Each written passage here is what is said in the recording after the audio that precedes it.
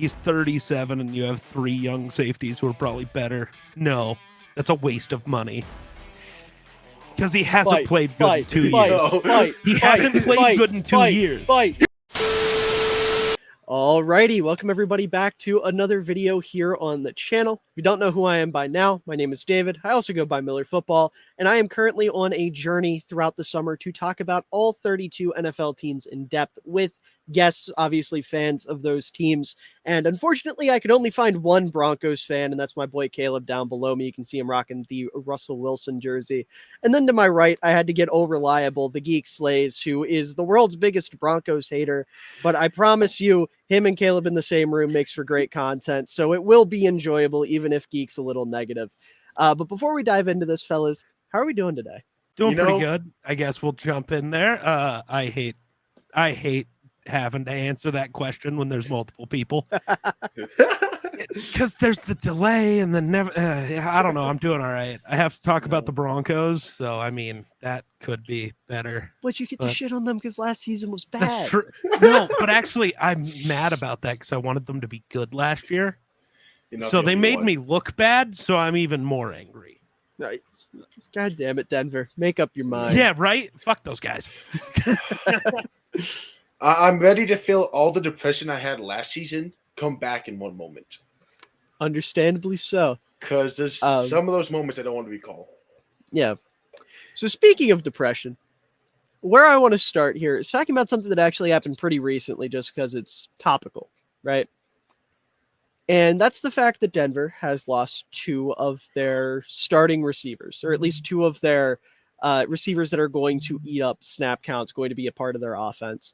So obviously they still have some weapons that are still healthy, but how are we feeling about Denver's wide receiver core right now after the injuries and I guess one isn't technically an injury, but the thing that's going to keep a guy out for a little while? Man, I'm so sad because it was probably 2 or 3 days before Tim Patrick's ACL. I was hyping him up in a group chat. Someone's like, Sutton's going to be the Michael Thomas of this offense. I'm like, no. If anyone, Tim Patrick is more similar to Michael Thomas than Sutton. It's just how they play. Sutton's more of a deep threat jump ball guy who's just really good at that. While Tim Patrick is more, let's run those more slants, insides. Let's be a big target across the middle. That's not a tight end. And then, obviously, KJ. KJ last year was really big for us with Tim being out. Even though there was that iconic moment of him being wide open in the middle of the end zone to win a game. And the reaction afterwards when he forced the ball into double coverage. That is an iconic moment from last year. But having that, because at this point he's familiar with the change. He's been through 3 coaches, multiple offenses. And losing him is going to be bigger than I think a lot of people will realize. Is he was on the field most of the time because Judy needed a playoff, Sutton, whoever the other receiver was. Yeah, I don't know. I feel bad for Tim Patrick, man. Blowing his Achilles out like exactly a year after he tears his ACL is tough. But no, honestly, it's tough for their receiving core, but I guess this opens up a spot where Marvin Mims finally makes sense for them. A pick that made no sense now does. Apparently, I guess Sean Payton saw these injuries coming. He knew it was happening. He's the oracle. Yeah. I mean, the betting odds had to be over that we lost one of our receivers before the season started. With how last time we had all 3 starting receivers walking into the season was 2019. Jesus, it's been that long? Or we had we had week 1 where we had all 3, but Judy got fucked up. Yeah. In like the 3rd quarter, and was out for multiple weeks. Gotcha. So it's been a long stretch without having all 3 guys off rip. Yeah.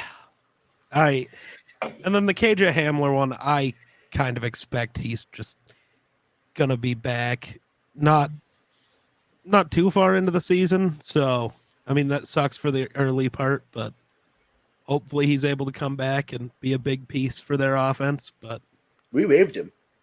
well, yeah, but The nobody else expectation is he's picking- coming yeah. back. Yeah. Even the Broncos said they want I- to bring him back.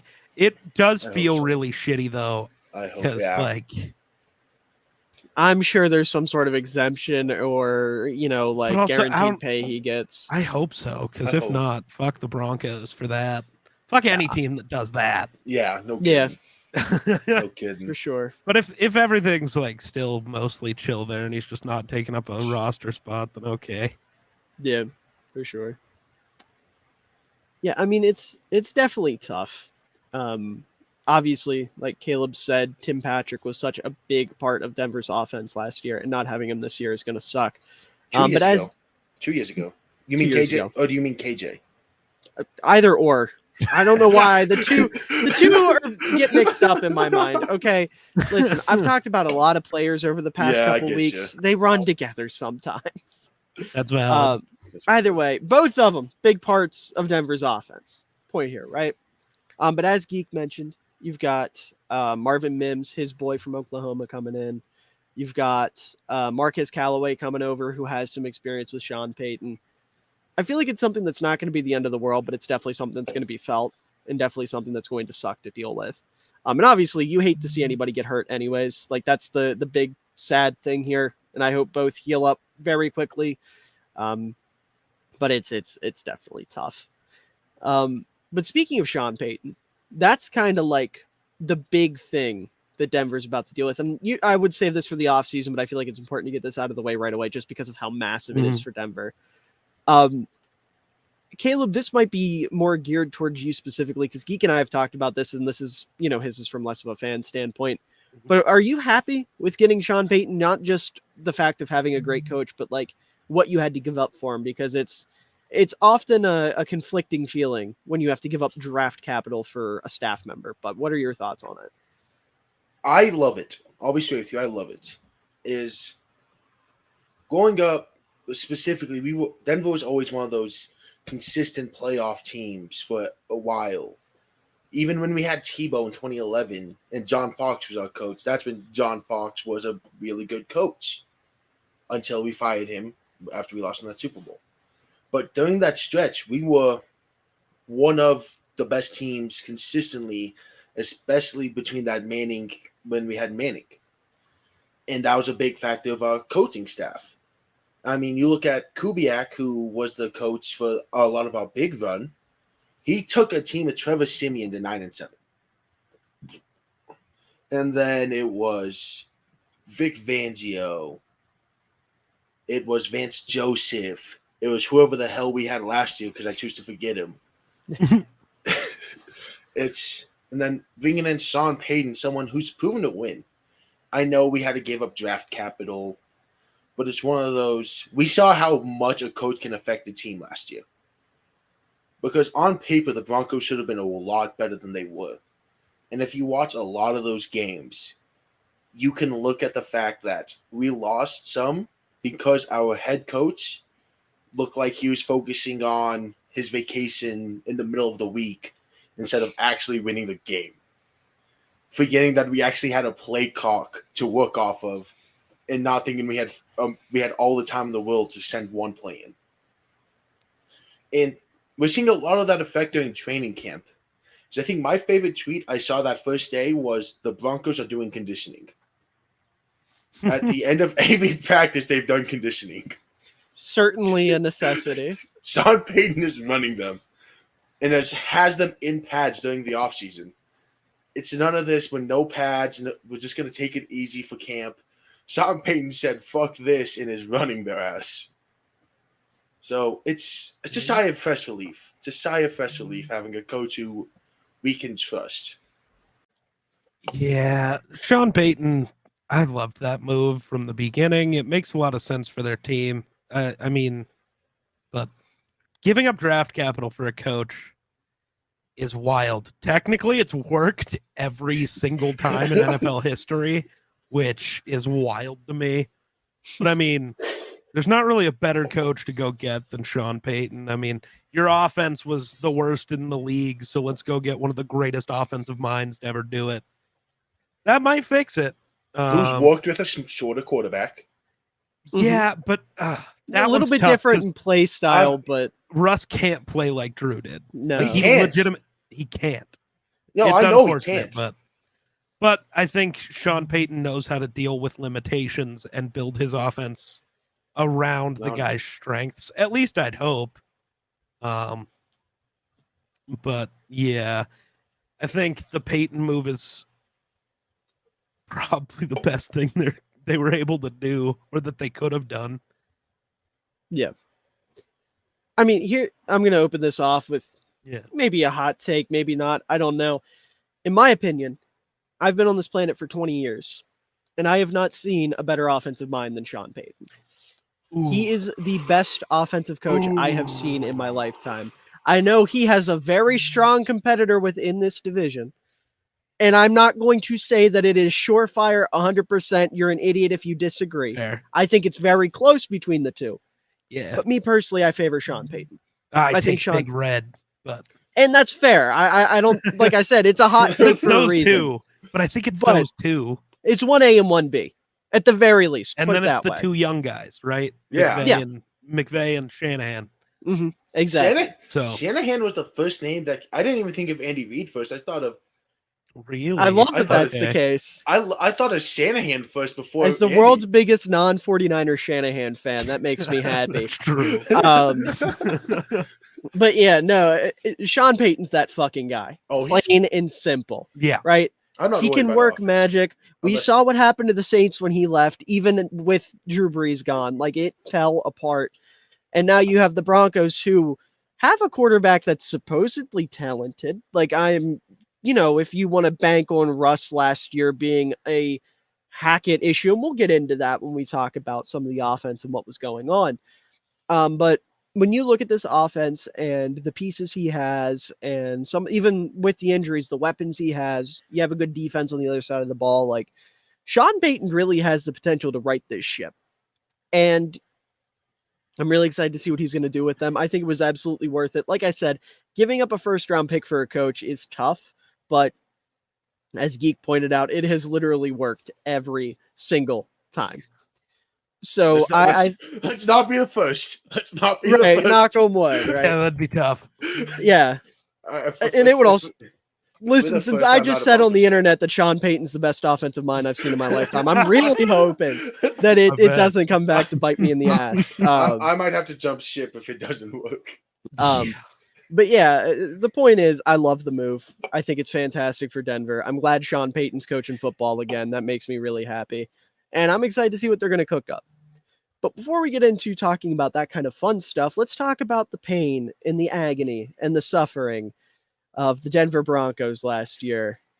This is a team that went 5-12 after a lot of preseason contender hype. Right, this is a team that people were looking at and saying, "Listen, the Chiefs are in that division. Sure, Broncos can give them a run for their money." That did not happen. People. It's me. I'm people. Right, Hey, David, do you remember my division rankings last year? I do not. Good. Good. Because I'll say this, and here's my worst hot take: the Chiefs were not first or second in that division. I was don't the even same know. way.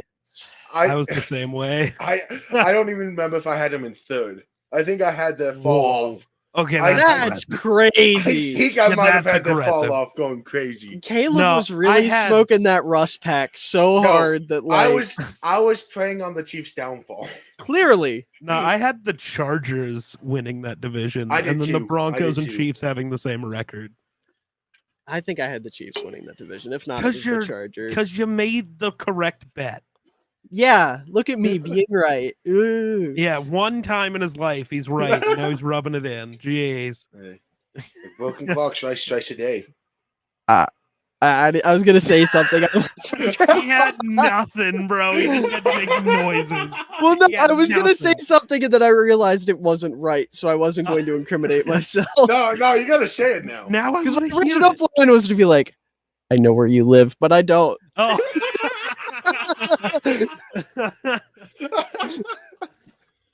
Nice. But anyways, back to Denver, right? A 5-12 record, 4th in the AFC West, 4-4 at home. There's a positive. 1-8 on the road, but that's neither here nor there. And then 2-3 in their last 5 games. So not a great season record wise, right? This is a team that did not win a lot of football games. And to build off that, looking at some of the numbers, something I've been looking at in this series is the EPA per play numbers, just to give kind of like a baseline numerical representation of where the team was at. 24th in rushing, 24th in passing, 8th in run defense, and 8th in coverage. Very, very representative of what we saw on the football field last year. Defense good, offense dog shit.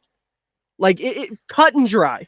And I think it's so funny that they ended up in 24th and 8th for both, respectively, because it just goes to show the clear discrepancy between the two units on the team. Mhm. And then you look at points scored. They were 32nd in the NFL in total points scored with 287. They didn't even hit 300 points scored. In a 17-game season, they could not score 300 points. They were 14th in points allowed with 359, and then 27th in point differential with negative 72. If it's not apparent, the Broncos are not good last year. There's no way to sugarcoat it. All There's that no way to said, the lie. Broncos sucked. Right. Yeah, that is a numerical way to represent that the Denver Broncos were not very good. Now, Caleb, I'll let you decide. Do we want to talk about the good or the bad first? Because there was some good. Let's go to bad. I just want to rip the bandage off. Yep. All right. Nathaniel Hackett. That is the man who was the coach of this football team last year. Someone who going into the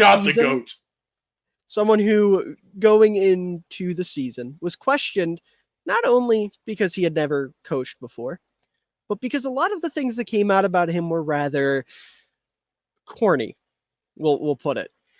A lot of his coaching methods, such as trying to play Kahoot with his players, trying to quiz them on Star Wars trivia as a fun activity when none of them were into it, and other just silly, wacky, goofy things were going on in Denver. And a lot of people, including myself, if I'm being totally honest, tried to turn a blind eye to that and said, you know what? He's just a different type of coach. He's just out there having fun. He's trying to get the guys loose.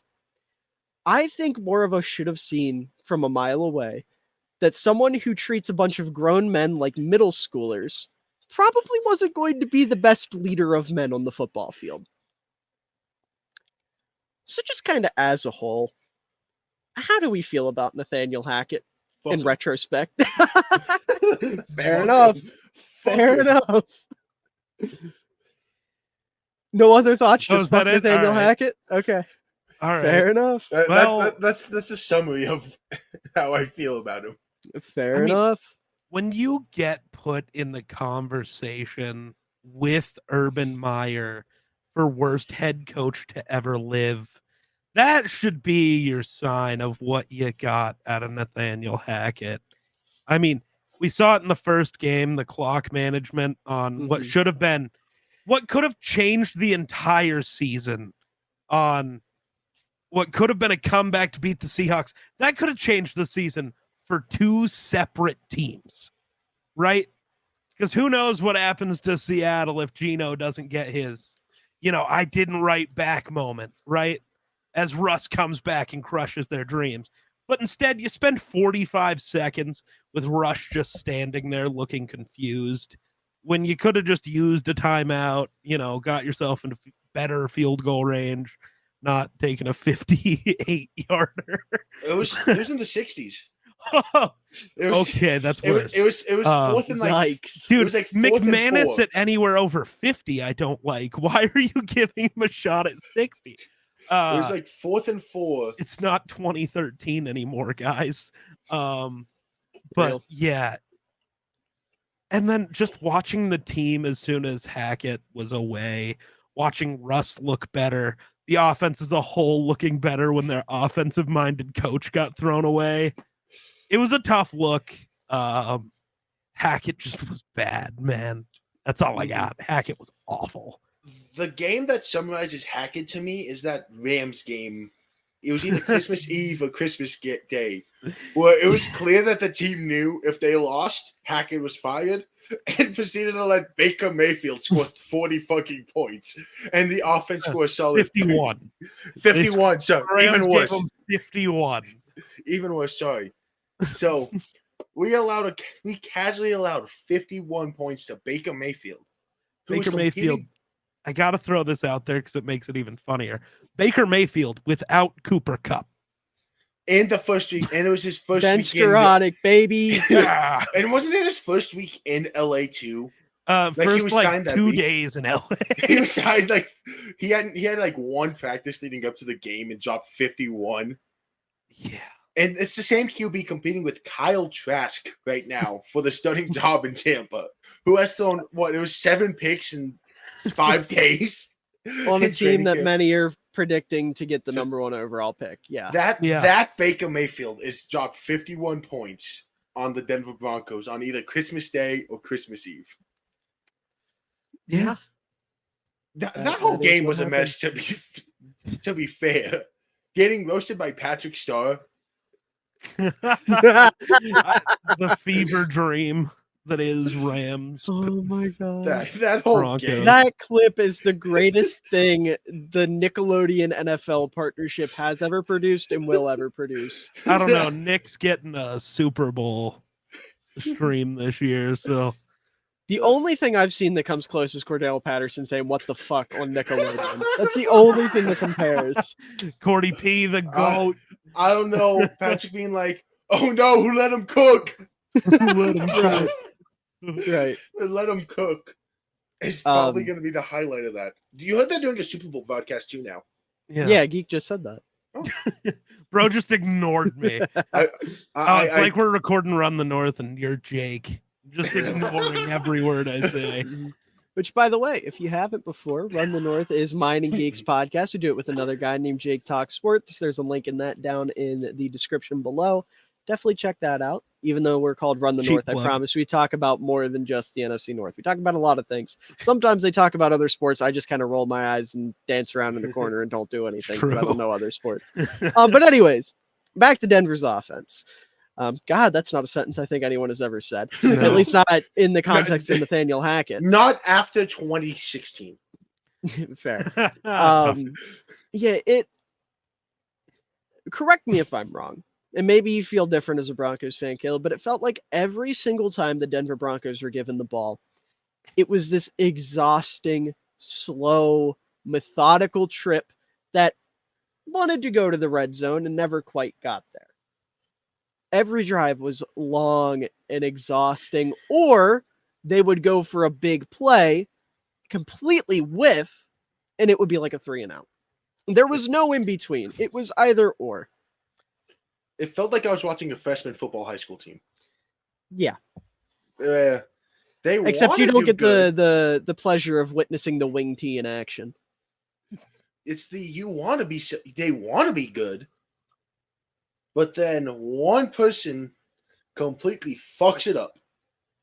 And it was someone different every single play. Yeah. And it get messed up.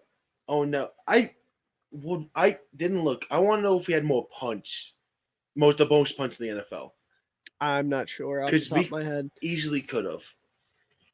No. I do have a fun stat for you. Kind of a pair of stats, but they have to do with Denver's red zone appearances, right? I don't want to. There's good and there's bad. So they were in the top half of the league in terms of red zone touchdown percentage. So the amount of trips to the red zone that resulted in touchdowns. 55.56% of their red zone trips resulted in touchdowns. That was good for 14th in the NFL. That seems pretty good.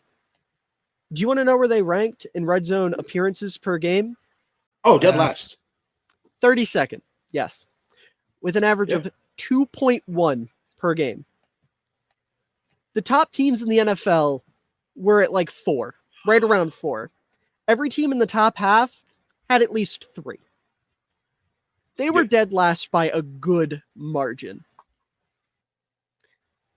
It's I just looked it up, David. We led the league Mhm. in punts I'm not shocked by that. Nice. by 6. I'm not shocked by am. that at all. With Tennessee, Russ threw being interceptions a lot. behind us. And I think the best part about that is you led the league in punts and then proceeded to let your punter walk. Well, yeah, you can't pay him based on his production last year. He did too much. You Fair. have to pay Russ money. He wasn't even the leader in punting yards. No, I'm not shocked by that. But yeah, it was not a good offense. Moving over to talking about the splits on offense, as I was saying, the different types of plays that ran and things like that. Starting off with the run game, because that's what I like. That's what I like to hear about. This team's running game was very much the stereotypical, hey, we have Russell Wilson at quarterback type of run game, because it's always the same. And that is a fuck ton of inside zone and not a lot of under center type of runs, right? Because when you have Russell Wilson at quarterback, you're not running the ball under center. You're not running plays under center because homeboy likes to sit in the gun, which is fine. There's a lot of quarterbacks that are more comfortable doing that.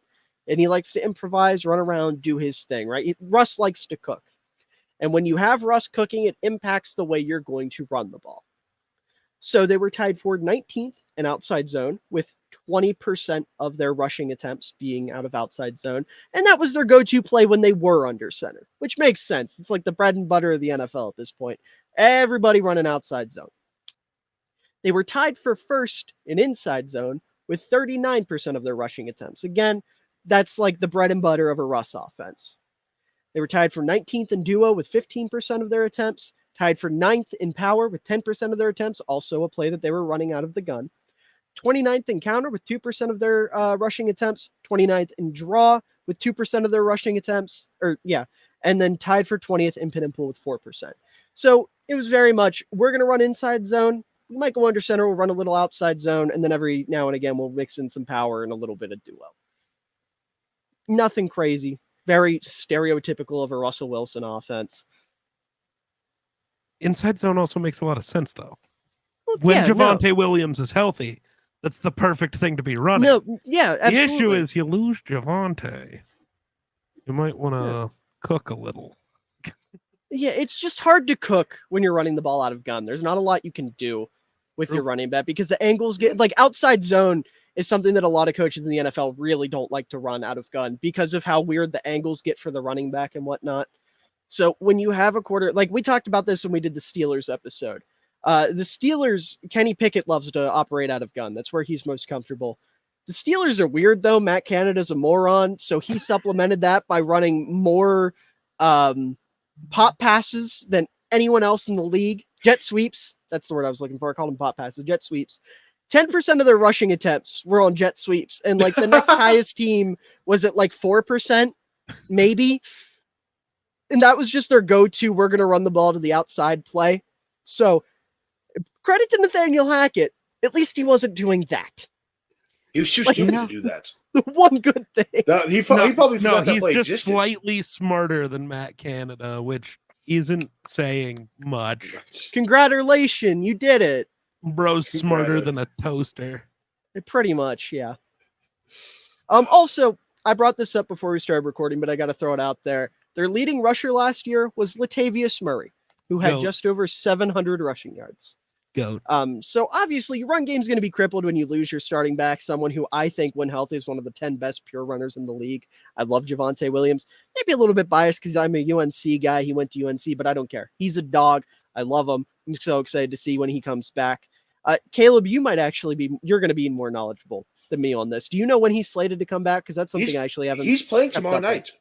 Oh, he is. He's playing tomorrow night. Dude, wonderful. Been cooking. They said wonderful. They said it'll be limited. Sure. And obviously with the Marlon Mack injury, that's probably in the back of the heads that just today someone tore his ACL on that field. True. But Sean Payton says he's not going to let that affect the game plan. Oh, I'm like a kid on Christmas. I'm excited. But I love Javonte. I want to say it was like 15 or less snaps he's going to play though. He'll probably get a generic 2-3 carries. Cool. Try to keep him in the pass game. I just want to see him on a field. Nope. Yep. He's playing tomorrow night. Bro could come out for 2 snaps, run the ball once, and then stand in the backfield while Russ throws a fucking screen to the other running back, and I'd be happy. Like, I want to say he only missed 2 days of training camp. What a legend. I want to say he only missed 2 days in total. What a legend. I love Insane. Javonte. Yeah, no, Javonte's a dog. He's him, dude. He is so him. He is Himothy. But moving off of that and moving over to the passing game, Can I talk about Melvin Gordon real quick? by all means, go ahead. Please don't. By all means, go for it. I need to get this anger out. Fair enough. When we had, especially when we drafted Javonte, and we were walking in with Javonte and Melvin Gordon, the hype around that was it's a top 10 running back duo. That was the duo of all time. Last year, we were still in the conversations for a top 10 running back duo. Not as high as we were that year before, because Melvin started to show his colors. But when you play in 10 games for us, and you have, please tell me they have the number, 5 fumbles in 10 games as a running back, which includes some in the which most of them were in the red zone.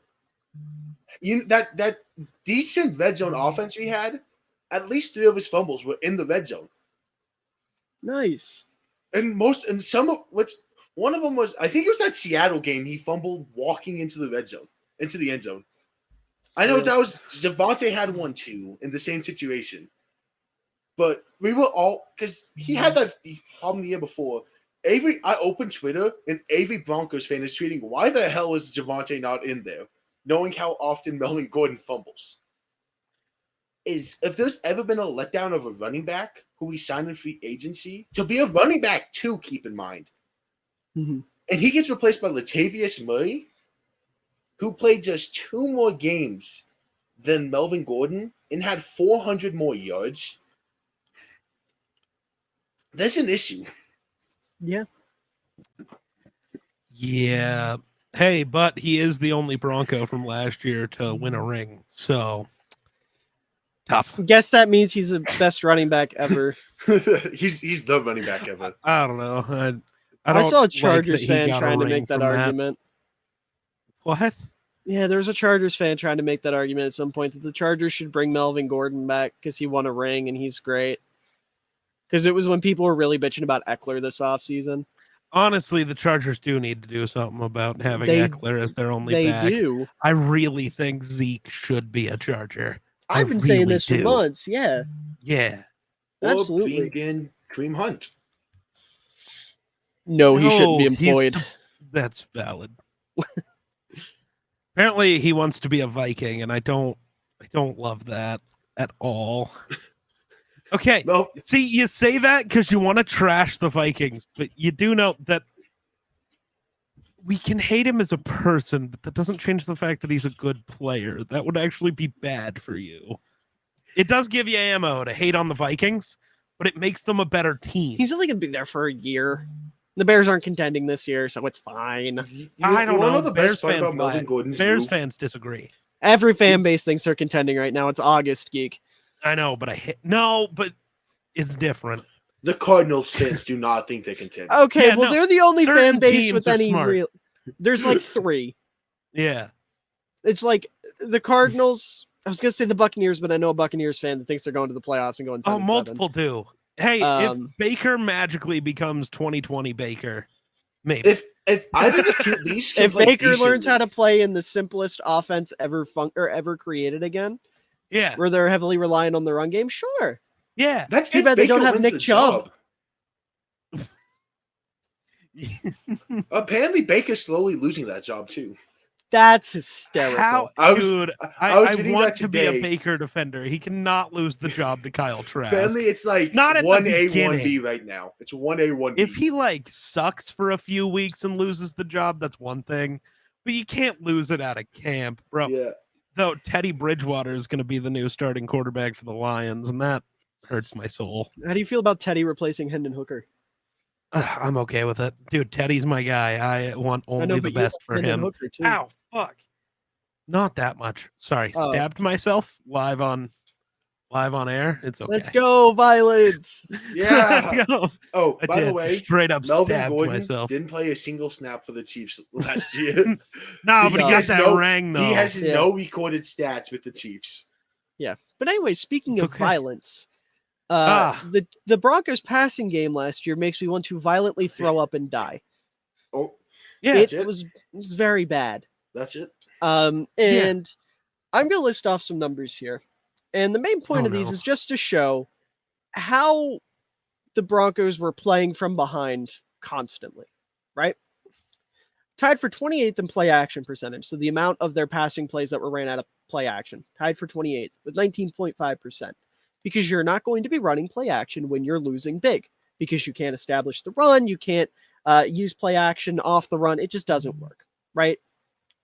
They were tied for 7th in average time to throw, meaning they had the 7th most time to throw, which makes sense. Russ back there, he's trying to cook, he's doing his thing. Russ is always going to have a long time to throw.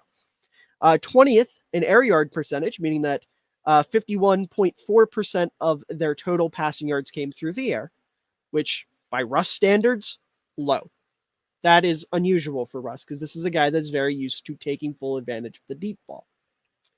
They were tied for 4th in average depth of target with 9.9 yards, which essentially means, looking at the last two stats paired together, they were trying to get the ball down the field, just didn't work. And I know a lot of people, including myself, last year, for narrative's sake, would have pointed at the wide receiver, specifically one that was known for not having great hands when he came into the league. That has very much improved. I'm not trying to shit on him. I'm just trying to bring up, I know, Caleb, I could feel you looking at me like, don't you fucking say it. I was about to say, of guys who got more than 10 receptions, he had a highest catch percentage. That's my point. On throws of over 20 yards, they had 2 recorded drops the whole season. Meaning that this was just Russ not getting the ball where it needed to be. That's not Russ. That is not him. That is the opposite of his game. This is a guy that is a prolific downfield passer outside the numbers, always on the money. And he just wasn't last year. They completed just over 30% of their attempts of 20 yards or more. Just over 30%. The quarterback, or the team rather, that had the most was at 50%, just over 50%. I don't know exactly where they ranked among the league, but they were low. And again, for Russ, incredibly uncharacteristic. It's insane. On top of that, 23rd in big time throw percentage, with 3.6% of Russ's passing attempts being considered big time throws. Very low. They were 25th in yards per attempt with 6.8. So, like, yards per completion. So it was very much, hey, Russ, but Russ was completing the short passes. He was dinking and dunking successfully. And then when it came to his bread and butter, what he has made a career off of, he couldn't come through. So what are our thoughts on that? Hackett wanted him to be Aaron Rodgers. That's where exactly you're spending most of your time in the short and intermediate area, and then you take advantage of the deep ball. But for Russ, his thing is the deep ball. But when you're when you're throwing the least amount of deep balls in your career and only focusing on the short game, your deep ball is going to suffer. And that's what happened. Hackett took what Russ did best, threw it in the garbage, and said, do what you do worst. Yeah. And then wondered why they were awful. That's why I'm not too worried about Russ. Let's see him get a chance in an offense that makes sense. Because it was bad the whole time. Why was Jerry Jeudy a deep ball guy? That's not what he does. They wanted Jerry Jeudy to be Tyler Lockett. Yeah, that's not what Sutton does. They flipped roles. They literally flipped roles. It was the bad. deep threat receiver became the rat guy, and the rat guy became the deep threat. Yeah. I mean, literally, they were asking Jerry Jeudy, who is known for being one of the best route runners in football, to be Tyler Lockett. Yeah. And that's not how they were asking works. A good deep threat to be the slot guy. It made no sense. Judy, you have amazing footwork. Run straight. Yeah. Sutton, you're good at catching jump balls. Run a slant. Yeah. I need you to route up this corner for me real quick. Damn, create coach, as much sorry I separation as suck. possible. Yeah, it's tough. It's tough. Like, I know I have given Russ shit this offseason. I'm not going to shy away from that. I have questioned him throughout the offseason.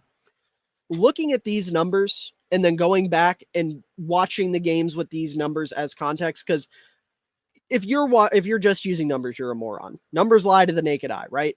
You got to use them as context. I want to put that out there because I've been talking about numbers a lot on this show.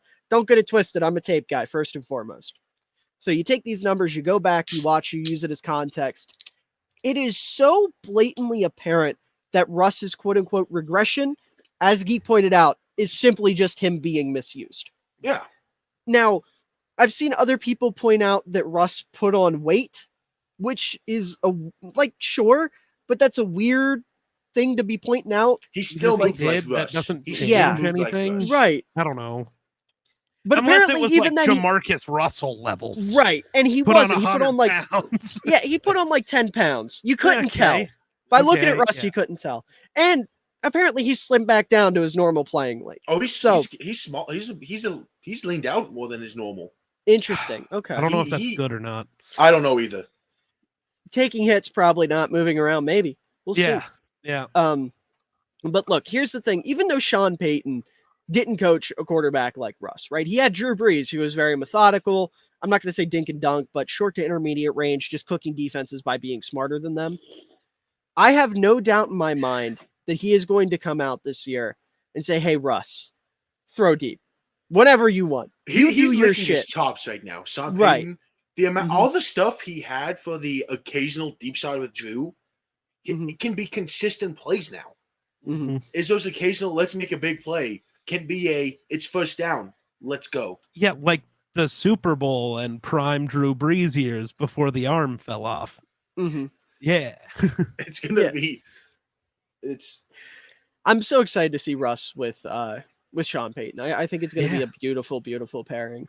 I'm excited to have a right tackle because last year the revolving door Isn't the right tackle just brought in hurt? 2 to 3 weeks. He'll be back Okay. for the regular season. Okay, that's okay. Yeah, cool. But Um, George Fant, Billy, we had it felt like every other week we had a new right tackle. I know the feeling. It felt like, and Tough. Garrett Bowles was fine, Reisner was fine, whoever the hell. Oh, Miners was outstanding. Quinn Miners is a dog. He was fine, and then there's just a right tackle, and you just see Rush running left every other play, Yeah. and that's where a lot of the deep plays that's low percentage failed. Was the plays the 3rd and 12 where there was a deep play coming. Oh, we're playing Joey Bosa. Put him on the right tackle. Right. Oh, we're playing Chris Jones. Put him on Crustenberry. Yeah. Max Crosby. Let's put him over at on the right tackle. Is that revolving door just killed any deep pass we could have ever had? Absolutely. Now, something I want to bring up, and this is kind of shifting more into the offseason, but something I want to bring up with the offense, and I'm curious as to get the thoughts of you two on this. Words are hard. Yeah. I I get it. The Broncos, under Sean Payton, brought in a new offensive coordinator. And this offensive coordinator is Joe Lombardi, who is, at least in my opinion, one of the worst offensive minds in football. He just got done spending, 2-3 years wasting Justin Herbert, one of the most talented quarterbacks in football. And I know this is a Broncos episode. I shouldn't be praising Justin Herbert. Whatever. Right? It's the most relevant episode you can do it. Yeah. He is a part of this offensive coaching staff. And my question for you guys is just how much do you think that's going to matter? Oh, not at all, because Sean Payton's not going to let him do shit. Yeah, if Sean Payton's calling plays, it won't matter at all. Sean Payton He just drawing exists. plays. I'm guessing it'll be more of a move to get inside on Herbert than Well, he's just going to give them all the wrong insight. He's That's going to be true. like, "Oh, Justin Herbert loves curl routes. Let me tell you. Defend those curl routes." And then you're just going to have Mike Williams and fucking Well- Quentin Johnston torture DBs. See, but they won't because that's But that's why all we're going to do the Kellen opposite of what he tells knows how to us. call either. No, go watch the Cowboys. They only know. ran curls. I know, Nothing but I'm so changed for the I'm Chargers. so optimistic that with a quarterback that has an That's a insane mistake. arm, I don't know. Dak and No, because Dak go and look, Herbert's are go two look at the different two Cowboys. quarterbacks. Because Kellen Moore did a good job of saying anytime Dak audibled a lot. Anytime the offense looked good, Dak audibled 90% of the plays. I mean, It's bad. Kellen Moore is bad. I don't know. I have faith in Kellen Moore. He's one of the best college quarterbacks ever. I think he knows the game. I like the kid. I said kid. I got to stop doing that. I keep doing that. The reason I said kid is because me and my dad were just talking about Kellen Moore the other day, and he kept referring to Kellen Moore as kid because he is actually older than Kellen Moore, and he can do that. Yeah, I refer to a lot of people as kid now. It's pretty funny. Yeah, well, you're also older than both of us, and you kind of have more leeway to do That's it. true. My family still calls my cousins, who are older than me, keep in mind, the kids. Well, yeah. yeah. That's But the point is, They are I'm the calling kids. people older than me kid Yeah. instinctually because I don't know. I just hear it so much that it's like, Yeah. I don't know. I get told all the time I'm an old soul. So maybe that's part of it. I don't know. Analyzing football players is weird. Anyways, moving on. Let's Defense. do. That's more fun to talk about. Also, just real quick with the Lombardi thing, I agree. It's Sean Payton. He's not going to let Joe Lombardi step on his fucking toes. Yeah. He's going to say, hey, listen, buddy, you're here, and that's cool, and I appreciate that. Can you hold this clipboard for me while I go do the coaching? He's going to be like, sir, yes, sir. And that's going to be the Broncos offense. Hey, Joe, what should we run? Blah, blah, blah. Okay, guys, we're not running that. Keep that in mind. Just do the opposite. Hey, Joe, it's 3rd and 5. What do we, or 3rd and 8? What do we do? Let's run curl routes. Okay, so Cortland, you're going to run a fade. Judy, you're going to run a slant. No one's going to even sniff like 5 yards downfield. You're going to go further. Like that's we're playing the actual line, not catch the ball, hope we have some leeway and make a play afterwards. Right. But anyways, jumping over to the defense. I'm sad about the Broncos defense because it was really good last year, right? And that's in spite of injuries, and we'll talk about that. But the reason I'm so sad is because they lost the guy who made it so good, and that's Ejiro Evero, who's one of the best young defensive minds in football. A guy that I'm a big fan of because he's a Fangio guy. I love Vic Fangio as a Bears fan. He's one of the best defensive minds I've ever seen.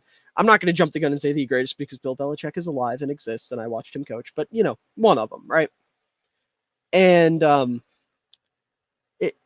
I just hate that he doesn't get to coach this defense anymore. Like, I think he's going to do wonders in Carolina, but Denver lost him, and they replace him with someone who is much older, much more experienced, and maybe that's a good thing. That'll, time will tell if Vance Joseph's going to be great for Denver. I still don't know how I feel about that. Right. But last year for Evero was fun and a really good test of how good of a coach he is. Because with all the injuries that Denver suffered, he essentially had to abandon his Fangio roots and run a completely different defense. Vic Fangio defenses are predicated on cover 4, sending 4 guys, not a lot of blitzing, all that good stuff. So we look at the type of coverages that the Broncos ran last year. I only have a couple of them. I don't have all of them. I have the ones that make sense and, point something out about the defense. They were 32nd in cover 2, which makes sense because they didn't have a great linebacker. If you're going to run cover 2, you want a really good linebacker. They just didn't have that, right? Really good middle linebacker. They were 7th in cover 3, which again, very uncharacteristic for a Fangio defense. And the reason for that was because this was a team that was really bad or really wanted to fit the run. And, that's a great defense to run against the run. I've noticed it as I'm going through these. The teams that defend the run the best run a lot of cover 3. And that's something that I think we're actually going to see more of this year because that is Vance Joseph's bread and butter is cover 3. That is his favorite thing on this entire planet. He probably sleeps with a pillow that has cover 3 written on it. That is his pride and joy. He lines his pillows up like it's a cover 3 defense. There you go. Exactly. They were 19th in quarters, which again, strange because that's the Fangio bread and butter. But he couldn't run it because there were a lot of injuries. They weren't really confident and their ability to stop the run from a too high alignment because of these injuries and everything they were dealing with. And like I said, that's the Fangio thing. He couldn't do it. Did play a lot of quarter half, which is another Fangio thing, and that was mainly a third down thing. But the reason they were able to run that and not as much quarters is because of Pat Surtain. You can line Pat Surtain up on an island on one side of the field, and you feel great about it. There's a couple teams in the league that are doing that right now with elite corners. The Seahawks are doing it with Tariq Woolen. The Chargers are doing it with Michael Davis, which I find really funny because no one talks about him as an elite corner. But they had to completely change. Yeah, he's fantastic at that. And when he went down last year, they had to completely change their defense because no one else on their team can do that. But Pat Surtain's like the best at it because he's arguably the best corner in football, right? So coverages, again, main point, straight away from the Fangio style because different things happening with the defense. And then they were a team that blitzed a lot. They were second in blitzing on third and short with 71.4% of their snaps on third and short being some sort of blitz. They ran 60% of their plays on third and medium were blitzes. And then 45% of their plays on third and long were blitzes. They were seventh in the league at that. And a big reason for that is you look at their defensive line, you look at their edge rushers specifically, and they had a lot of Robins and didn't really have a Batman, right? You have a lot of really good complementary edge rushers that would be a number 2 or a number 3 on most teams. And they didn't really have that dominant guy. Bradley Chubb gets traded midseason, kind of takes away anybody that would have a chance to be that. So thankfully he was moved. Yeah. And I agree. That was a good move for the Broncos. They needed to move on from Chubb. But the point is, right, not a lot of getting to run what he wanted to do. And the Broncos defense was still a top 10 unit. So I think that is a giant testament to how good Avero is. I'm really upset the Broncos let him go. I don't know if you guys have any thoughts on that move specifically you want to add. I know Kaleb said he was pretty upset about it. Well, I respect Avero for what he did. Because the way I kind of think of it is Hackett got him that DC job. And he felt like Hackett's gone, I'm gone. And respectfully, because he was offered the head coach to be the interim head coach. And he declined it. Which I can respect. He didn't want to succeed based off the fact that the guy who got him this opportunity failed. I know we interviewed Evero, and I heard apparently we wanted him. Sean Payton liked him to an extent, but Evero didn't want to come back again. Which once again I can understand after what he went through last year. Sure. And Carolina is a better opportunity for him because you can look and you see we have Pat Surtain, a top 5 corner, Justin Simmons, a great safety, a great strong safety pair between Kareem Jackson and CJ Stearns. All over a solid unit where OKDC will be able to succeed with it. Evero took it to that next level where it was a elite defense, even being a statistically great defense with a horrendous offense. It was still that good on statistically as well. Yeah. Obviously, Denver has some hard feelings with Vance Joseph because that was another rough stretch where we brought in a defensive coach. Great defense, horrible offense. That one, they weren't really fair to Vance Joseph, though. You give him Trevor Siemian and, why aren't you any good? And fuck off. That was just Elway being a dipshit. But Elway, yeah. But no, Vance Joseph, I think it's not a big it's not that big of a downgrade. It's definitely a downgrade. He'll keep us Avero, but it's not that big. And looking at Vance's actual scheme, like, bro just wants to blitz and run man. It's very Brian Flores-esque. And I don't know. I think the Broncos made some weird moves based off of what their defense is going to be, but Pat Surtain getting to cook is going to be cool. I don't hate Damari Mathis, so I think he could, do really well in this defense. who they drafted this year doesn't really make a lot of sense to me based on this defense, but that's not important. But like, I don't know, Vance Joseph with these pieces could be really good. Mhm. And so, I don't know. I'm not too worried defensively. No, I'm not either. No. Like I said, the defense with Vance Joseph is going to be very similar to what they ran last year. Yeah. And last year, they were a top 10 unit. The only differences are going to be there's going to be more cover 3. There's going to be more cover 1, cover 2, like you said, a lot of man, a lot of blitzing. Yep. I am interested to see if he'll run more quarter, half, just because he has Pat Surtain and has the ability to do it. It's something that he, in his defense mainly uses on like third down. So maybe that's what we'll see is it's just their go-to third down call. But it'll really be interesting to see how that fans out. And I don't think Vance Joseph is some big drop off either. I'm with Geek, but it is unfortunate to see Avero go because I feel like he was really building something special in Denver, and he is a better defensive coordinator as it stands. Yeah. I would not be shocked if we see more quarter, half. Especially, Surtain on one side and just set Simmons back there and say, find ball. Yeah. Pretty much. Simmons just go find where the ball's going to go, and Simmons will go find the ball and either make a play, pick it off, or that tackle's getting made immediately. Yeah, pretty much. But shifting gears and looking at the offseason, I want to start off in free agency here, specifically with the players that left the Denver Broncos.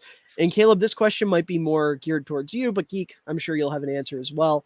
What loss do you think hurts the Broncos most? And, Kaleb, maybe for you, it's not necessarily a player that was great, just someone you really liked and you're sad to see go, but it could also absolutely be somebody that you think was a big piece of the Broncos team that you're upset is no longer with them. The guy probably most is, McManus. It's probably the saddest one I saw go. Geek, you're laughing because he was by no standards one of the best kicker in the league. But he was the last one from that team. He was the last one from that Super Bowl team. I have an autographed football for McManus. So watching McManus leave just hurts my soul. And Reisner. I know he hasn't been picked up yet, but wherever he gets picked up, odds are he's the starting guard. Geek's interested because of where he was just at. Yeah. I'd like to throw out there, have you guys been paying attention to Dalton Reisner's Twitter? No, I have not. He very recently liked a tweet where someone said, "Come to Chicago, bro. We need you." Don't care. He's a Viking. Don't care. I'm just saying, the Bears are apparently interested in interior offensive line depth. So, bro, if he signs there to be a backup, he won't sign. That is ridiculous. I think it would be really funny. He would be by far the best offensive lineman in Chicago, and it wouldn't be close. No. I'd rather swing him back as a center. Okay. If he plays center, yes. He's never played he would center. Start. He's had snaps at center for us last year. Okay, but he also, as a guard, has allowed 8 sacks in 7 years. No disrespect to Reisner. He's not better than Tevin Jenkins. He's not better than Braxton Jones. You laugh Tevin Jenkins would be the best interior lineman on the Vikings by a mile and a half, and it's not close. That isn't saying much. Okay, fair. That doesn't hurt me at all. He's put it this better way, than Ed Ingram. Good for him. Tevin Jenkins is one of the 10 best guards in football then. Cool. I don't know, maybe. Braxton Jones as a rookie played 1,000 snaps, and I think maybe allowed 1 sack as a 5th-round pick. He's quietly one of the better tackles in football, too. So I think you just don't remember who Dalton Reisner is because of how bad the rest of the Broncos offense. No, I know Reisner's really good.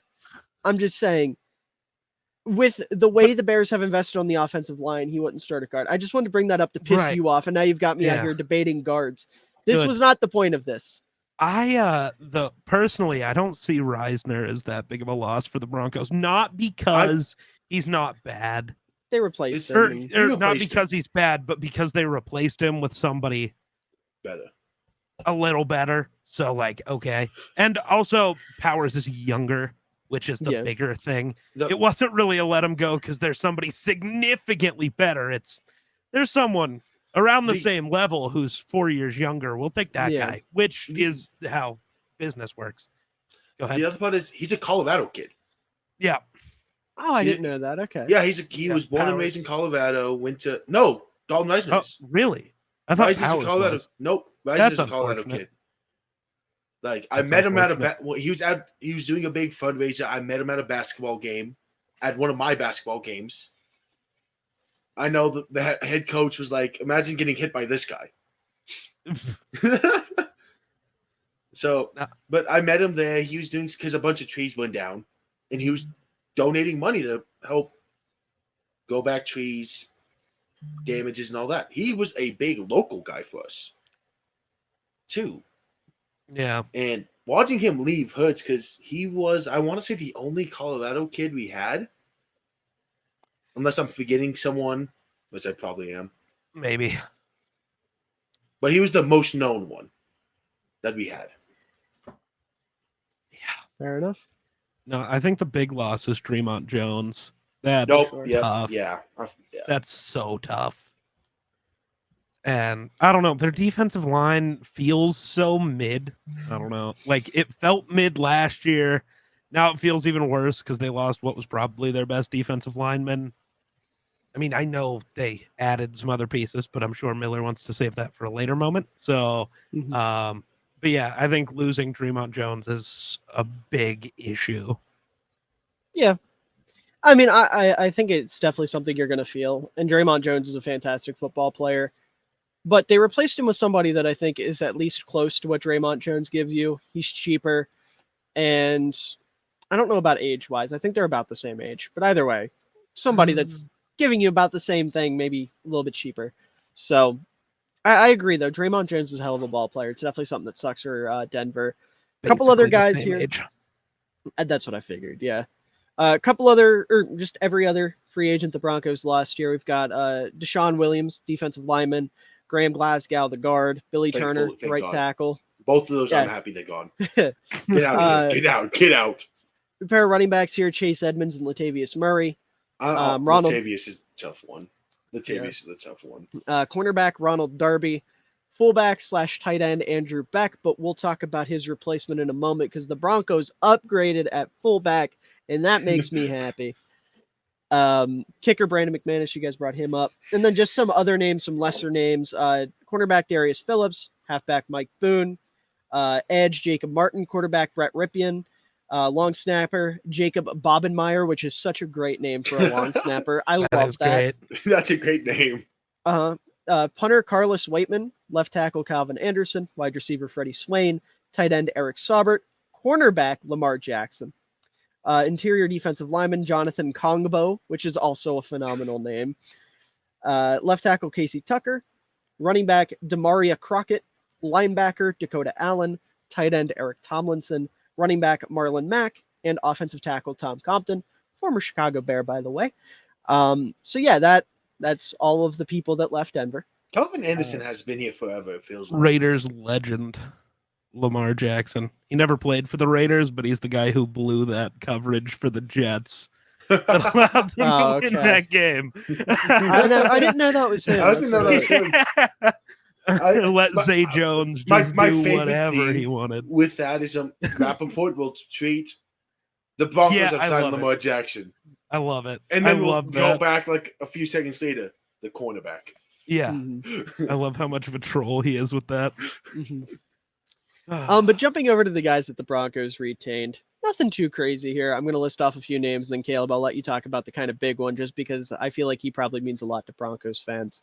So you've got linebacker Alex Singleton, offensive tackle Cam Fleming, offensive tackle Quinn Bailey, linebacker Jonas Griffith, cornerback Asang Basie, which again, another sick name. Quinn Bailey is a Colorado kid. Oh, okay. That was the other there one. You go. That was the other one. There you go. Safety PJ Locke, and then Caleb, the big free agent that the Broncos were able to retain. Why am I blanking? I'm waiting. Kareem Jackson. Yeah, Kareem. Yeah. Sorry, I forgot that was a whole phase, okay? I forgot that was a whole phase. The one time I meant to rely on you, and you completely whiffed. It felt like he never even was. Please talk about it so I can bully the bringing him back. You don't like it? He's 37 and you have 3 young safeties who are probably better. No, that's a waste of money. Because he hasn't Fight, played good in fight, 2 fight, years. fight, He fight, hasn't played fight, good in 2 fight, years. Fight, He's been a solid safety for us the last few years. No, before that he was. The last few years, Caden Stearns has taken his spot. Caden Stearns has. Oh God. Caden Stearns is better. David. I'd rather see This JL is what Skinner. David has waited for. Yeah. Kareem Jackson, as a pure safety standpoint, especially in the run game, because Simmons is a okay run game safety. Pass game is where he is specialized. That is where Justin Simmons is at. His pass game, elite. Kareem Jackson's help in the run game, especially with a team where we have all basically said at this point, with the with a mid D line and a mid linebacker core, where Josie Jewell's the best run stopper, who's a good run stopper. The run game support is out of this world for us because we need that. We need a guy. Yeah, but I'd rather see JL Skinner do that at Yes, half the cool. age and a And quarter when we the brought him price. back, JL Skinner wasn't on the team. Actually, he was. You re-signed Kareem after Was the that draft. for the draft? Yep. Cool. It never And made JL sense to bring him Yeah, back. and cool. JL Skinner wasn't cleared for training camp. So Okay, but Caden Stearns has also filled in multiple times for Yes. Kareem and been really good. Kareem is just 35, costing you way more money than he's worth at this point. Bro is old. I get. Here's my thing. You're looking at this from the fan perspective, and I did that a lot with the Vikings this year. Losing EK, losing all of our veteran guys, but eventually it's better to let them go than have them make your team worse because they're old and slow. Hey, Geek, how much money is he making this year, by the way? I have no idea. $1 Too mil. much. Too much. He's Actually, that's not too much. He's 1.5 mil this year. That's insane. Why would Yes. you even sign that? It's if a you're 1 year. Kareem? It's a 1 year deal. Is he to just- bring him back? And how old is he he? actually just going to be a He coach? signed the 35? babysitter contract. He's there to He look signed after a all the young babysitter. safeties. His actually base salary feels like is that. his base salary is 2.5. His cap hit is 1.3. Low cap hit, but still, I still just So- I'd rather see young guys than the old guy who's not Yes, better. cool. And do you know who's listed as the starter at strong safety right now? Your mom. Kareem Jackson. It's a co-starter between him and Stearns. I don't know what you're looking at. I'm just looking at ESPN. Yeah, it's the ESPN just shows Kareem. the Broncos unofficial depth chart, the first one. Oh, was it released won't. the other day. That wouldn't load for me, so that's why I'm looking at the ESPN yeah. one. Skill the- issue. First unofficial one has it as co-starters. And Well, Skinner might once it's JL Skinner and not Caden Stearns, we can talk. Because Skinner fills that role a little Steal better. of the draft. I also just want to see him lay the boom on everybody in that Oh, division. I want to watch Dude, JL Skinner murder somebody. I am I so ready for when he's ready. I to have a play. feeling it's going to be Travis Kelce. The first big hit of JL Skinner's career is going to be Kelce. The He's just narratives gonna I will murder 'em. push if he lights up Travis Kelce. Fucking Oh, no. the only one that would be better if it's Mahomes. Mahomes is I running don't up the like sideline. watching quarterbacks get killed. And You can't do it to the Kelce- quarterback. It's got to be the Kelsey's supposed to get killed. He's a tight end. like. Remember when signed up Derwin to James die. fucking body slammed him? How Yeah, hype love that it. was! Yeah. Imagine a rookie Yeah. coming in and doing that. A sixth Yeah. round rookie. It would be nonetheless. up there. Seventh round and rookie. It would be up Was there. he a seventh rounder? Yeah. No, he was He was 606. 6. No shot. He was a 606. 606. I have it written down. Damn. Okay. He Yeah, that would get be- get dunked on. that would be kid. up there Damn, I with missed one part. Iconic Broncos hits with the Nigerian Nightman Steve Atwater. If a rookie Skinner lights up Hey, Travis hey, Kelce- hey, hey, hey! We don't talk about that. We don't talk about that. We're not allowed to bring up fullback lowlights on this show. No, we can't do that here. I'm sorry. That can't happen. It was the hit If and Miller around the world. cuts that, I'm starting narratives on Yeah. Twitter. We can't talk about that on here. This That hurts the narrative's brand. getting started. That hurts the brand. Does We it can't do though? that on Steve Atwater was a Steve menace. Atwater was. I He don't know was, if that but we- hurts the brand. We can't acknowledge fullback follies on here. That's We can win Oh, Steve dude, Atwater. that's we gonna be a can new win. segment on my stream. Fullback follies. Miller's about to start crying. You know, it's funny you say that. This is going to be the nerdiest thing I've ever said on the Oh, show. I made no. myself cry twice today playing D&D. Awesome. Love to see that's that. a dub. I'm a good All right. actor. No. Yeah, give me jails. Listen, I just want want to throw jails. out there for context, by the way, one of the times I made myself cry is because my character is a bear and I ran into a bearskin rug and he couldn't comprehend that it was a dead bear and not one that was just asleep. So when someone tried to explain Aw. to him that it was dead, I made myself cry. Oh, that's That's a dub good. reason. That's a dub reason. That's just depressing. Now, what was All the other right. reason? What was the other What are we reason? talking about? No, we The can't other turn this one- into a D&D show. I know we can't because we could be here for hours, dude. I love Yeah. D&D so much. I mean, you can ask Caleb. I'm a good actor and I'm the DM. Yeah, he is. I sang the other night. It was great. Bro's But playing a anyways. bard in our game and won't sing for us because I don't know, it's live on the internet or something and it scares him. It's scary. No. 1 million likes on this video. I'll release a cover of Freebird by Leonard Skinner. Oh, time I'll to make be him a depressed. A song that has such minimal singing in it as well, Yeah. which is glorious. I will make my voice do the guitar sounds. I want the Miller football version of Rap God. Geek, you make 500,000 YouTube accounts. I'll make 500,000. No, I don't got the time for that, homie. Fine, I'll make. I'm just trying to figure out how I can twist There you that go. into full back God instead of Rap God. There you go. Anyways, Can we go Yeah. on Back to with talk? football. I've never said can we go back to talking about the Broncos before, but yeah. here we So are. jumping over to what they did in free agency in terms of additions, Yeah. Caleb is a Broncos fan. Who are you most excited to see in Denver next year? Zach Allen. Valid. Zach Allen, but I mean, he's coming from Arizona, which was a dumpster fire last year by himself. Especially after, with, and look at the D-Hop situation and how that played out. They were a dumpster fire on their own end. And us being Zach Allen, who was one of the highlights from that team last year, who has looked in camp, take that with a grain of salt. Because some people really can buy into the hype, or with certain players, you can.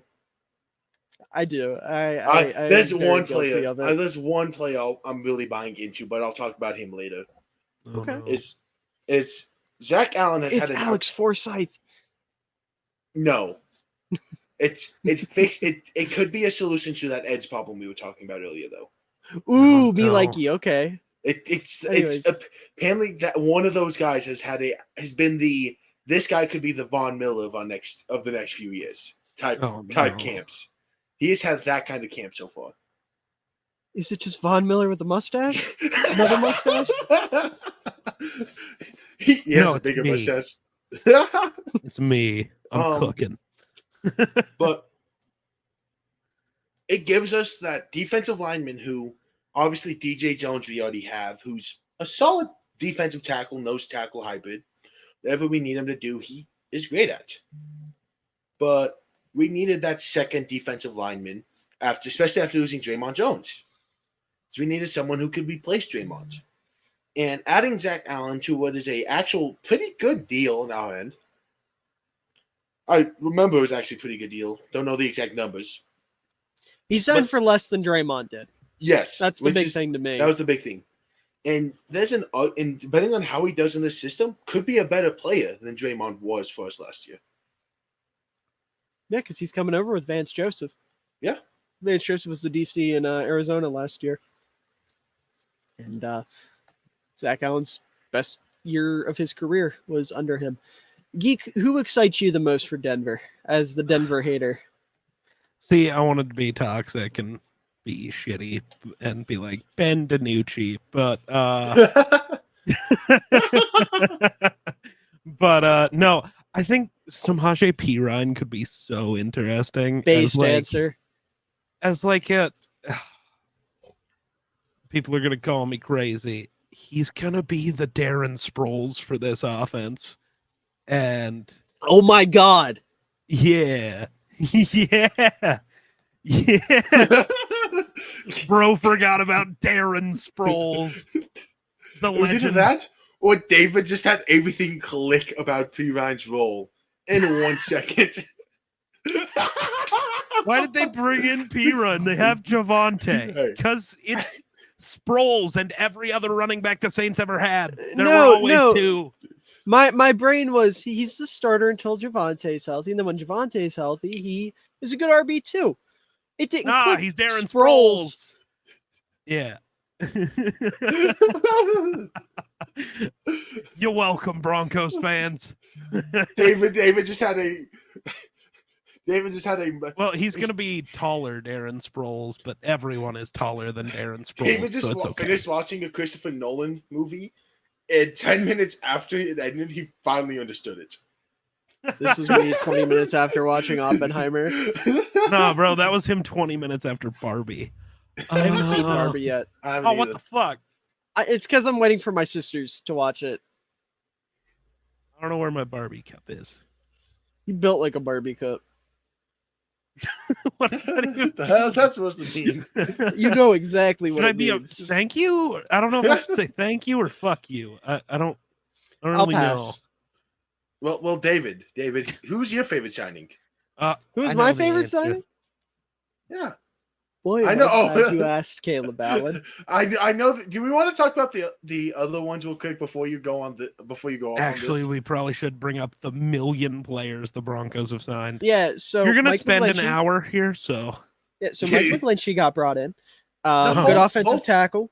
Both the offensive linemen I love that we brought in. Yeah, Mike McGlinchey, Ben Powers, good offensive Don't line duo Kyle there. Fuller, the center. He was Yes, the other Kyle Russ's Fuller. center in Seattle. That he was. Frank Clark, decent edge rusher. At the very least, he's a good presence to have. Marquez Callaway, got the that big Sean Payton connection. Making Frank Clark's that veteran edge experience that we've been missing. Also, Lil Jordan Humphrey. Also, He is also Sean a Denver Payton. Bronco. Yep. Adam Troutman, another Sean Payton guy. Fabian Monroe, I mean. Chris Manhertz, Jarrett Stidham, Riley Dixon, Tony Jones, Traymon Smith, and above all else, there's a fullback in Denver, baby. Michael fucking Burton. Bears legend, former Kansas City Chief, and most important of all, Sean Payton's old fullback. Spent a little bit of time in New Orleans. Sean Payton saw him on the open market. He said, "Hey, listen, my sweet, sweet king, Kansas City didn't treat you right. Let me fix that, baby girl. Why don't you come on over to New Orleans? Or come on over to Denver. Not New Orleans anymore. Oh, Whoa! I forgot where I was coaching for a second. Come on over to Denver. We'll Forgot treat where I you was real coaching for a good. second. We'll treat you It's real because good." he was high again. Please tell me you guys saw that. I actually didn't see that. Oh, there was a Snapchat of him smoking weed with his kids. He was ripping That's along. great. Yeah, I love incredible. that. But anyways, point here. There's a fullback in Denver, Michael Burton. First time they've had a real one of those in a little while. No disrespect to Andy Janovich, but he's one of them tight ends that get put in the backfield. Burton is a true bona fide fullback. Who saw his I career high Love it. in usage with Sean Payton in those few years with New Orleans. That he did. My only concern, and I will say this up front, my only concern is we all know Russ doesn't like to work under center. Fullback's only going to come out when you're working under center. Unless the Broncos get really weird and run some like two back sets where you've got running back to the left, Michael Burton to the right, Russ in the middle, which I don't see happening. I mean, Outside zone lead fullback. Kevin blocker. O'Connell did it a lot with CJ Ham, Well, so Michael Burton's not CJ Ham. that's a He's Michael valid fucking point. Burton. Listen, I love Yeah, but Michael he Burton. can't do what CJ I Ham know. can do. Michael Burton's not the weapon that CJ Ham is. That's Michael valid. Burton is, sir, yes, sir, I'll put my head down and kill somebody. That's the type of That's fullback true. he is. Like the Broncos, the last great fullback that I picture in my mind for them, and maybe there was someone in between. It's just this is the first one that always comes to mind, is Andy Janovich, right? He was very much I can actually run the ball fullback. You had Andrew Beck. He could catch the ball out of the backfield. Now you have Burton. He is neither of those. He just fucks shit up as a blocker, right? I love it. I'm glad he has a home. I'm excited to see what Sean Payton will do with him because if Sean Payton went out of his way to bring him in, he has a plan for him. He's not just going to be there to sit there and look pretty, which we all know he absolutely will. That man has a gorgeous, gorgeous hair. No, like when my hair was long for Halloween this year, I dead ass almost went as Michael Burton for Halloween, but I couldn't find a jersey. I'm not lying. I was gonna get a Michael Burton Bears jersey off of DH Gate and walk around as Michael Burton in my neighborhood, but I ended up going with Fat Thor, which was a valid decision. Yeah, if you ask you me. copied But me. You copied me. I didn't. How am I supposed to know your fucking Halloween costumes? We have never talked about Halloween costumes before. Ever. Yeah, that was an interesting exchange when I saw you a Fat Thor also. Yeah, it was just a weird coincidence. But anyways, point being, Michael Burton good win game. I'm excited. Because listen, the Chiefs have been a dynasty. You know who's been on their last couple Super Bowl teams? Michael Burton. Coincidence? I think I not. think not. Exactly. But anyways, moving over to the NFL draft. Hold on. Oh, sorry. Can I talk about two things real quick? Go for One's it. a rumor that's going on with the Okay. Broncos in that running back position.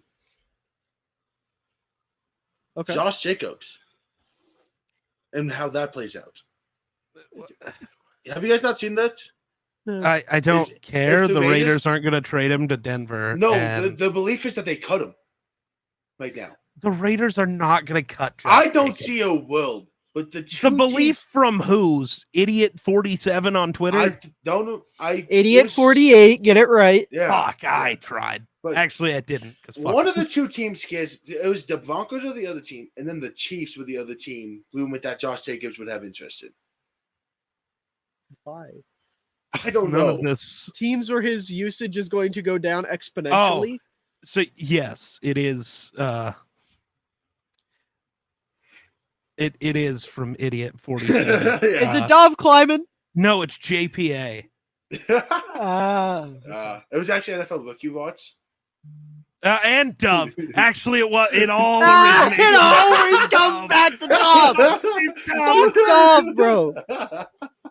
Yeah, in this unlikely scenario, the Raiders rescind his franchise tag.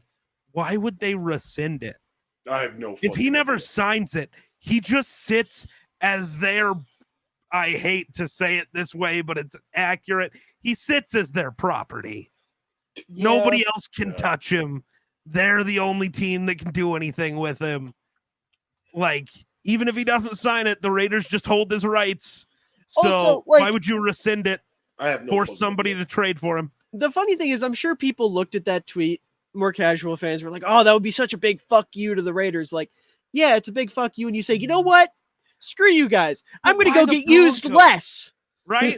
I'm going to go get used less. Like, I've would never be understood RB1. why we keep. Yeah, but he would getting still get linked. used less because the Chiefs don't run the ball. I don't that get why much. we keep getting linked to all these great running.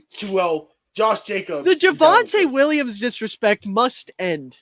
I think it was because of injury. They're like, they can, if it's a 1-year deal with I think it's more the Samaje Perine disrespect.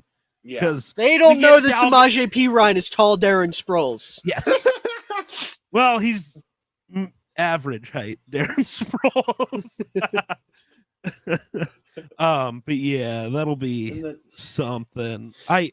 If the Broncos add another big running back like that, that's really stupid. Yeah, I agree. Factual. But And what was the other thing, Caleb? Alex Trotman. I love him. The fact that he is listed as tight end run is bullshit. They have him listed as the tight end run over Greg Dolce. Geek, you agree with that? I think so, yeah. We're I don't know. No, David, David, No, which it's side not are you on? you. David, which side are you No, on? I don't know what's happening. My allergies just hit Oh. me like Oh, full bro's swing dying. The in way an you- instant, and it fucking discombobulated the shit out of me. The way you looked was like when you made the realization that P. Ryan was taller than his Oh. pulse. No, that was me the- trying to recollect my brain functions. Nice. Like, I don't oh know. my god.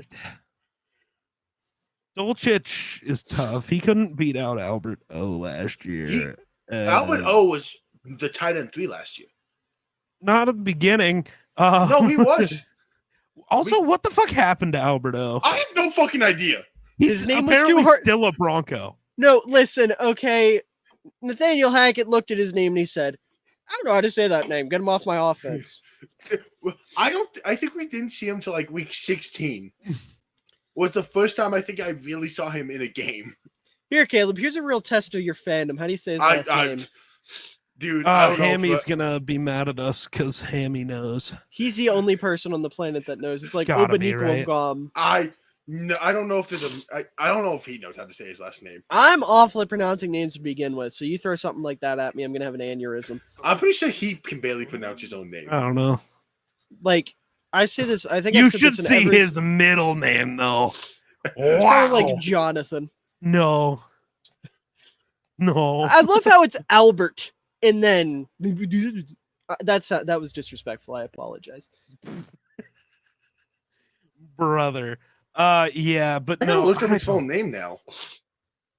Yeah, it's tough. Oh my lord! There it is. Yeah. I'm gonna I look don't this know. up after the video and just pop it on the screen right here. There you go. What the I hope I Alright. remember to do that. hell is that? When you're editing it, you'll hear yourself say that. Yeah. But yeah. His last name isn't the hard name. I'll say that. What Oh, else dear are we God. talking about? The draft. Oh yeah. All right. Now this is a question that you're not allowed to answer the 6th round pick because I want to talk about him. Boo. Boo. Who's your favorite Broncos draft pick? You can't say the safety Fine. because I want to talk about him. It's my show. Outside of the safety, I hated But their I'm entire the class. Broncos fan. For the Broncos.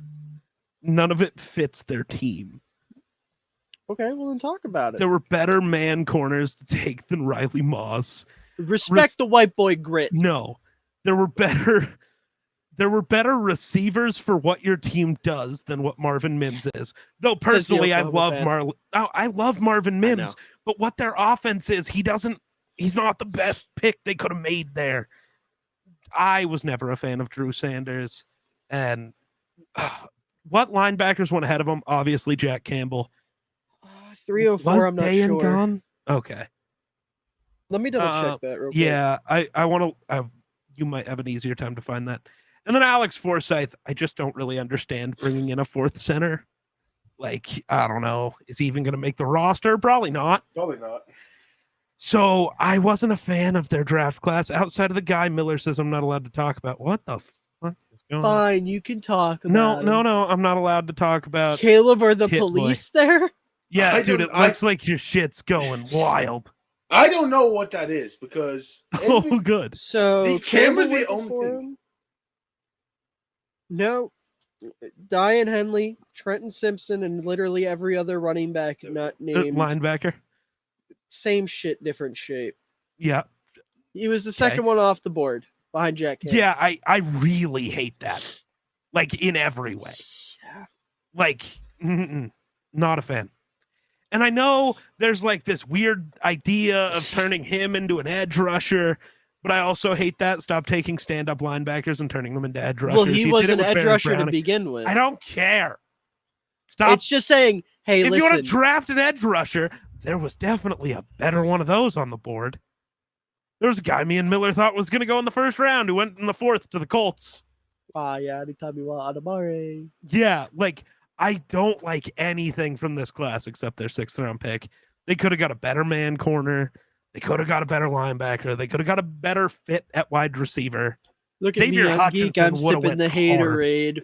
No, this isn't just haterade. It makes no sense for the schemes they're running. Like individually, I like most of these players. I wasn't a fan of Drew Sanders, but that's its own thing. My linebacker rankings annoyed Miller, so it's okay. Bro, I also don't care about that. He would not have fit this defense. So like I'm not I gonna know. scream about that. It's just like Drew Sanders makes no sense. Marvin Mims, I love as a player, but he doesn't fit here. And so I just don't. Now, Then explain why Sean they don't Payton can fit. cook. I'm not saying I disagree, but explain why they don't fit. Tell Well, the people your thoughts. I mean, again, Marvin Mims spent most of his time in Oklahoma in the slot, and now he's going to a team with the quarterback who cannot throw over the middle at all. So you just took another Jerry Jeudy and are gonna misuse him. It doesn't fit. Now, maybe I guess they're gonna. I don't know what they're gonna do. No matter what, they're gonna misuse him unless they keep Jerry Jeudy on the outside, and then fuck, you should have traded him. And then just I don't know, made your team make more sense in general. Drew Sanders, it's just my own issues with his existence. Riley Moss is not the best man-to-man corner, and there were some pretty good man corners still left on the board at this point. 6th round pick Miller will talk about. And then, yeah, the Forsyth pick, taking a center 4 is kind of goofy.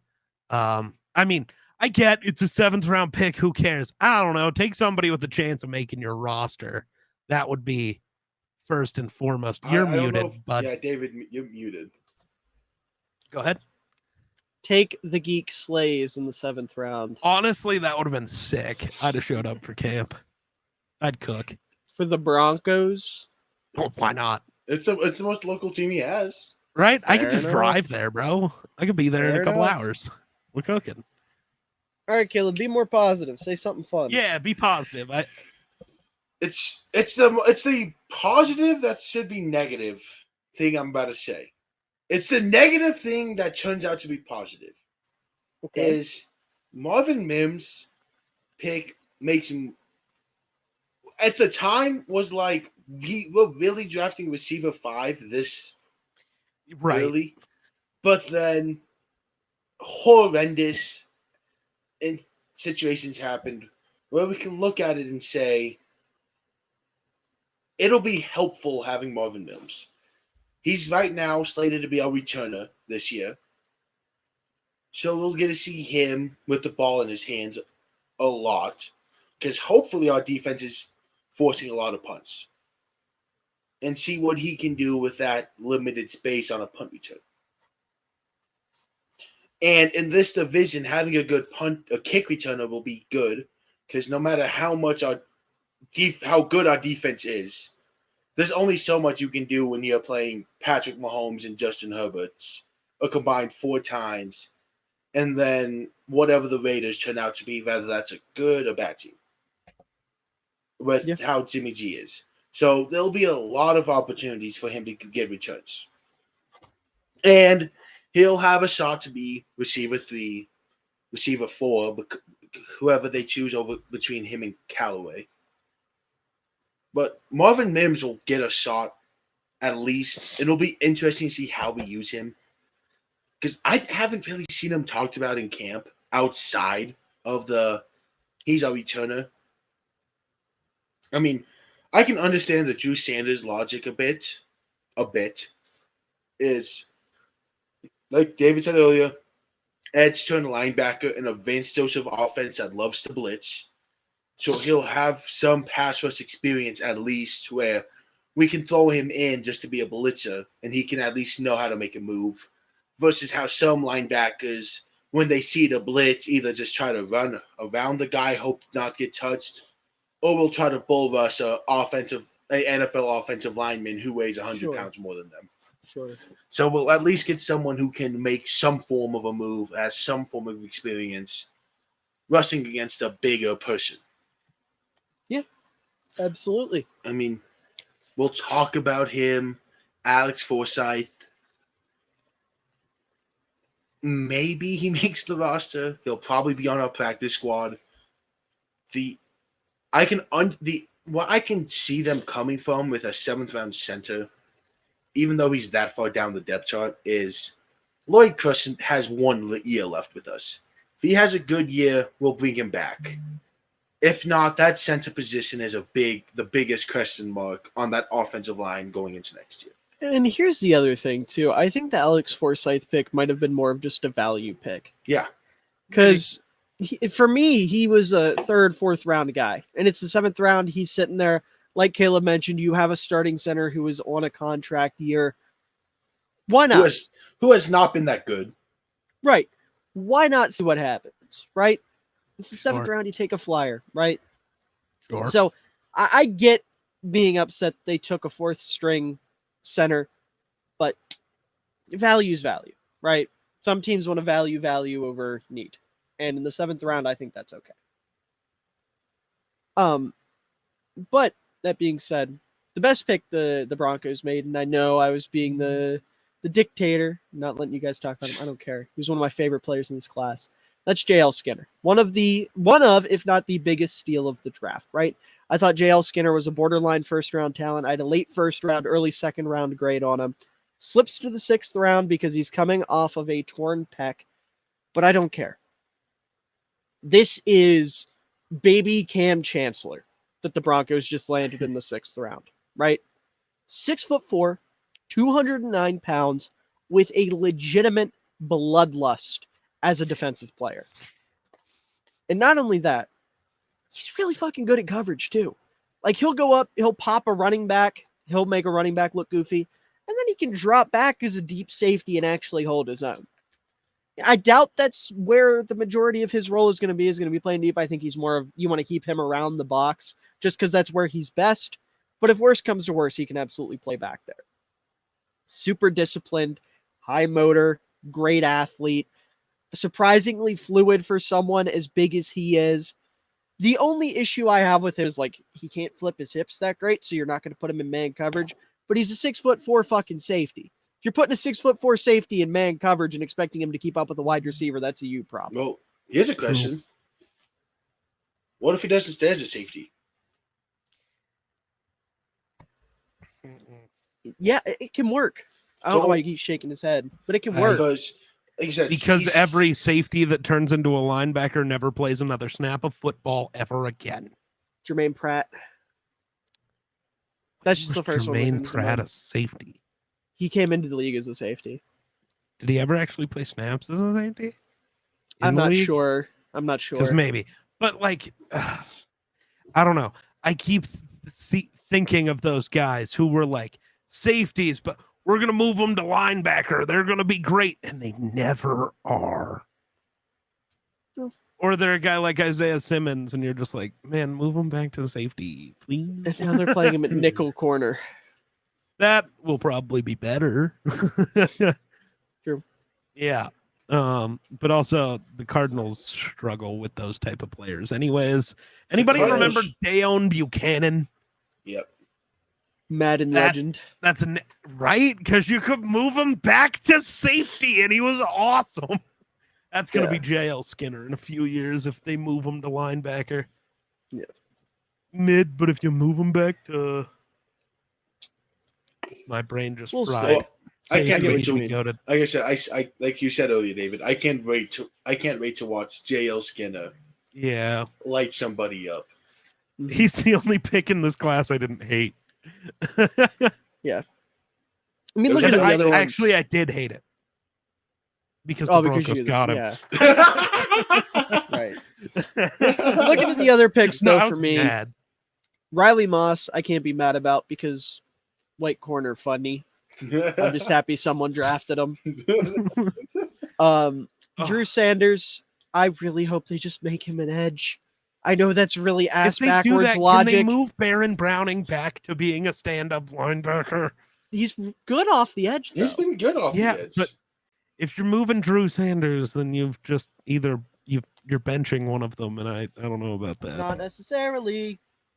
Neither of them are starting over Randy Gregory. I'm sorry.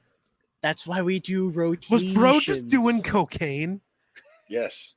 I definitely heard the sniffle as he leaned over onto his chest. No, that was me dealing with my allergies and fearing that something was going to become visible. Oh, yeah. So I hid from the camera. Yeah, bro. Allergies. Woo! Woo! Anyways, I'm really amped about the Broncos. Let's talk about next season. Ever said Yes. that Who are we most excited to watch play for the Broncos next year? Pat Surtain. Yeah, Pick somebody else. That's too obvious. No. Nick Bonito. Ooh, me likey. That has been the name all throughout camp. Where it was Bruh.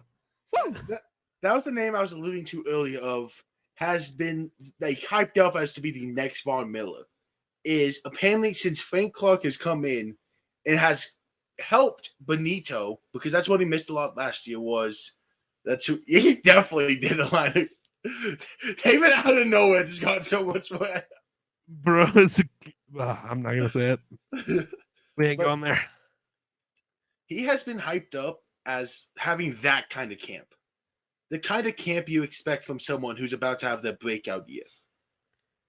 Is apparently he's been dominating the O-line, which is either a really good thing or a really bad thing.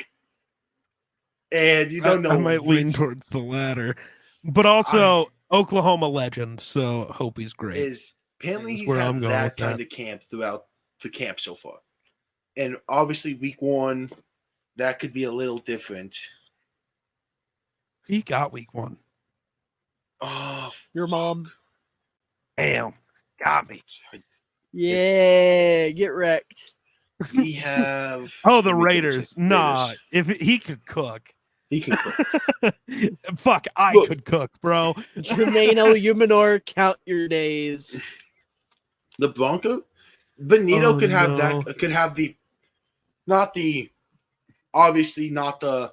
Oh, I barely played. I'm gonna go be one of the best edge rushers in in football. That's not gonna happen. I would. Why be, not? I would be perfectly fine if out of nowhere he becomes a double-digit sack guy. But if he goes from barely playing to a 7-8 sack guy in that 1-year jump, I would be perfectly fine with it. That has been the name through camp where stood out. Outside of the obvious ones like Simmons, which has caused a lot of issues throughout camp. Because it's like Russell Wilson threw a pick to Justin Simmons. Russ Yeah, washed. it's so wild the narratives and how they get spun about different quarterbacks at camp. Like Russell Wilson threw 2 interceptions today. 1 to Justin Simmons and 1 to Pat Surtain. And then everybody flips it for Aaron Rodgers. It's like, damn, Sauce Gardner was able to get a pick on Aaron Rodgers. It's like, why are we like, oh, Russ sucks, he threw a pick, but damn, Rodgers is so good, but someone finally got him. Yeah. Like, why? Yeah. What? Like Simmons Iron has 5. sharpens iron. Right? Like, It was like, bro, Lamar threw 4 interceptions the one day at camp. Should we start saying Lamar sucks? I don't think so. No. I'll beat that ass. this is that would be. But anyways, Geek, you Yeah. sticking with Surtain? I don't know. You fucking Denver Broncos. That's what I got. You're excited to watch the Denver Broncos? Wow. Not at all. I'm Said no excited one to ever. watch Justin Jefferson when he plays against the Broncos in Denver. Because I'm For gonna go Pat there. Surtain to put that boy on lockdown. That'll be the best. That'll be a fun thing to watch. It'll be a crazy matchup for sure. Nah, if Sam Darnold and DJ Moore can make Pat Surtain look like a little man, Cuzzo and Jettas are doing it to No, him. DJ Moore better. Oh. Dude, you don't. I don't think believe anyone has said that. Stop. Best receiver in foosball. Maybe in Bears history, but that's really not saying much. You might be the best receiver in Bears history. You're lucky I can't remember the fucking flanker that's our all-time leading receiver off the top of my head right now because it's late and my brain's not working. Mhm. Oh, this is gonna piss me off. Poor Miller. Morris. Alfred Morris? No, Hey, Markeith Morris? I want to say Johnny Morris. That might be right. That is the most basic name I have ever heard. It is Johnny Morris, the flanker that played from 1958 to 1967. Yeah, who is a Geek? Did you ever pick one? Oh, pick a player? no, I got distracted looking up Bears receivers. That's tough. oh, No, I mean Surtain is always my answer. I loved him coming out of college. thank No, you, give me Carolina. fuck, dude. You want to do what? I'm kidding. Stop. I'm just sticking with that. I really could care less about every other Bronco, basically. Like, I hope Nick Benito's good, but we already brought him up. Marvin Mims, I am just so unsure of how he's going to get used. Yes, I am just bringing up Oklahoma, guys. No thoughts on Montreal, Washington? Not at all. Nothing on Luke Wattenberg. No, but I will say Lil Jordan Humphrey is about to go off because I love saying his The name. real wide receiver one. Yeah, Lil Jordan. Bro, so great. And I My mean, pick- Javante is great when he's healthy. Yeah. But like that feels even more boring than Surtain. Dave, I don't know. Most people don't love to just sit down and watch corners. Fair. that's fair. I love good corner play. I mean, as you know, by how often I bring up Nnamdi Asomugha. I have heard this man say Nnamdi Asomugha more than I've ever heard any human being ever say it. His name. Because he's the GOAT. He is the guy of all time, that's for sure. Nah, he was literally better than Darrelle Revis. And then the Eagles took the best man corner in football, right? And said, you're only going to play zone. And then Skill he was issue. bad. And Maybe get better at zone coverage. maybe have Light the work. guy who's better in man coverage than the guy who had an island named after him. Maybe just keep that guy in man coverage. Or maybe just get better at zone. Bro just locks up Randy Moss casually, and we're just like, go play zone. Yeah, maybe he should have been better at it. Well, David, Wow. I'll give you a chance to cook before I cook. Don't let Okay. David cook. Cook in what way? Who's your guy? It's Michael Burton. Oh. I mean, it's Michael Burton. Who's your Come on now. non-fullback? That's There you tough. go. Who's your non-fullback? There's players other than fullbacks? Oh, Justin Fields is a fullback? No, No, Miller he's hates a- Justin Fields. No, he's a thrower back. Ayo. Phrasing, but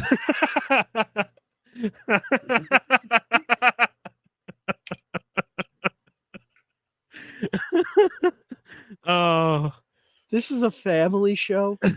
dude, you said it, not me. I don't know who the fuck you think you are.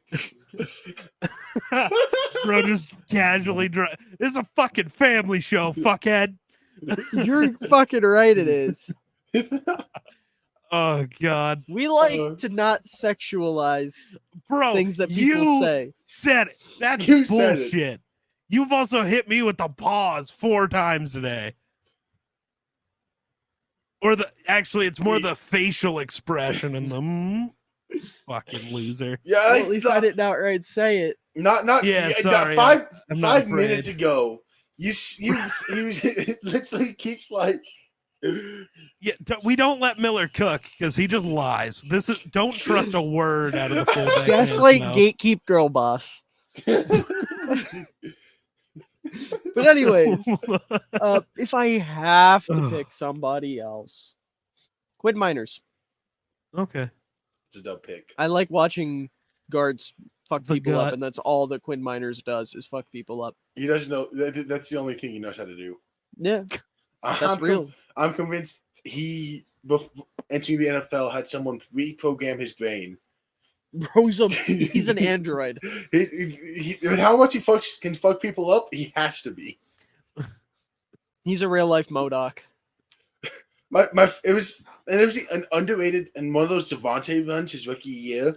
You just watch Quinn Miners hit stick the hell out of Javante to knock everyone else off of him. Hey, at least your guards don't beat your running back to the end zone in a foot race. That's tough. Watched Ezra Cleveland do that to Dalvin Cook, and that's when I knew it was Mahover. That's tough. Imagine not having the greatest Texas running back of all time, Roshan Johnson, on your team. Who? I said who, like he isn't better than every running back that's ever played for the Broncos. Joel Davis is like a wood. Who? Also, bro, old Migraine man. merchant. Clinton Portis would like No. a wood. I said He was a old commander. man, not younger than TD. What are you doing? Oh my god. I didn't hear you. You've say named. Floyd You've Little. named. We're going ancient terms. Please Sorry, tell me that's right. I gotta make sure this guy played for the Broncos. Actually, Yeah, I'm right. Yeah, we're good. whatever. Cookie Wood Gilk's cooked. better. 1,200 rushing yards in the 70s. Bro cooked. Yeah, Cookie Gilchrist better. Oh, what has the show devolved into? Just us naming old ass players just for giggles. All right. Anyways, Oh. yeah. So Do I now need another that's over with. breakout? I thought you Russ? said Nick Benito. Sure, I have another one. No, no. Sure. bro. Everybody Sutton. breaking everything. Sutton. Sutton is leaner than he's ever been. Fast. He's been playing faster this year than last year. He also had zero. He had everything thrown his way was caught today. Can Courtland like- Sutton really break out though? I feel See, like he's already He has. broken out. He hasn't had 1,000 yards. He's had one 1,000-yard season. Really? Yep. He had not. He was a second leading Interesting. receiver last year. Because he gets injured all the time. That's true. No, I feel the way about Courtland Sutton breakouts the way Miller feels when people say Jerry Jeudy's finally going to break out. Because people have been hyping up Courtland Sutton for 7 years. Like, bro, it's Mahover. He's mid. He is a wide receiver too. And I don't even hate Courtland Sutton. It's just like he's had it. I know I'm a little off with the 7 years number. You don't have to. No, that's not what I'm pulling. Oh, I thought that's what you were yelling at me No, about. that's It's like not I what know. I was going to yell. I at you know about. I over exaggerated. I was like, going to get on you about the injury part No, he's because injured. outside of the 1 year, he's played 15 plus games every season. Playing in games does not equal not injured. Snap counts in those games matter. That's like saying Dalvin Cook Get him. isn't injury prone when he get played the all snap counts. 17 last year. Get the snap And counts. Dalvin was injured all year. And that was like a problem. But Jerry Jeudy. That's who I'm most excited to watch. Jared Jeudy. He's gonna break out finally. We've only I been hope waiting. so. Well, yeah, dude. Jared But anyways, kind of And wrap then- this up here. Jeudy. Oh, Okay. Go ahead, Caleb. I mean, can I just say Sean Payton? you're How can excited to watch Sean- Sean Payton play. Let's go. Oh. No, I thought you were We going to can- call him a breakout. I was going to say, like, he's already one of the greatest coaches No. of all time. How's he going to break out? I don't know. How are they coach coming in, fixing a broken team after we just watched that quarterback get broken? Basically, turn into this giant meme, basically, and all his whole old teammates coming out trashing him. How would it look if out of nowhere Russ becomes old Rush? That offense goes from one of the worst to average to even one of the better offenses. And he just confirms the fact that he's as good as a coach as we hype him up to be. Yeah, but I'm gonna bet on none of that happening because the Broncos fucked me over once for believing in them. So fuck Russ, fuck the Broncos. No. Can't What wait is, to beat you. what is this? What is I'm bro doing? scratching Max Rebo's chin. Oh, okay. Well, Sorry, actually, I you're am scratching his trunk. Trunk. Either way, he Yeah. had an itch. Okay, I'm losing it. we The gotta wrap cocaine this up. wore off. Record prediction time. What do we think the Denver Oh, Broncos are fuck, I going to forgot do? that was the thing. Fuck, I did too. You both have failed. This Miller, is why. I don't know. this This is is why why. something happened. Are we doing like, You can either give me a flat prediction or you can give me ceiling floor. okay. I gotta find their schedule, bro. Anyways, I'm going to roll a d20. Oh no, what is he rolling a d20 for? You'll see. You got to hide it behind the DM screen. I don't think you have to worry about that. We're just on camera. Ooh, that does not fare well for you, Geek. Let's try for Caleb. Somehow that's even worse. Let's try for me. Me? What is it? How's it bad for me? I'm so confused. Oh, I okay, just that's did pretty mine. solid. I just did mine. I think Caleb, you solid- got a 3. Geek, you got a 4. What was that? For what? Your coolness rating. Oh, I got a 15. well, no, you forgot about my pluses, bro. You forgot about Yeah. my pluses. Actually, I was looking at your character sheet. You have a -1 coolness. See, none of that's accurate. Give me Why does your voice sound deeper? what do you mean? He's trying to sound cooler. Do you hear it, No, Caleb? I didn't. No. I think I just Okay, started to now make it's stuff gone. up. I think I just talked Uh, and it I bugs think I'm you. loopy, bro. Well, because Drink I also cocaine. do that depending on what I thought my voice got higher because I did that like try to talk really fast thing. Because my voice fluctuates all the time. You know That's it. that. I'm rolling for damage. Psychic damage. Give me I rolled a 4. I rolled a 4 nice. on the D4. That's tough, you take 4 actually. psychic damage. Give me the Broncos floor. Oh God. Their floor? If Russ is bad again? 5 and 12. Is that right? Yeah, that's the correct number. 17 is what you need. Yeah, I can never remember because I get so mixed up thinking about whether it's a 16 or a 17 game schedule. Hurts my head now. So I don't know. They have like the biggest swing for most of the teams I could predict. Because like if Fair. Russ is really good, they could be like 12 and 5. Like if Russ is old Russ, they could cook. But realistically, they're gonna be like 9 and 8. So And 5 and 12 versus 12 and 5. yeah, but realistically, like 9 and 8. But Okay. or somewhere between 5 and 12 and 12 and 5. Oh, Okay. yeah. Do with that what you will, Broncos fans. Caleb's mad. He's predicting Super Bowl winner. You know, I think floor is Super Bowl runner up. I think floor is Super Bowl winner. I think floor, give me 7 and 10. I think there's a lot of games where I think if there's I don't see a chance we lose them with Sean Payton, unless Russ somehow gets worse than he was last year and turns into Baker Mayfield. I could see that how we lose some of those games. Ceiling, I think ceiling right now is 11 and 6.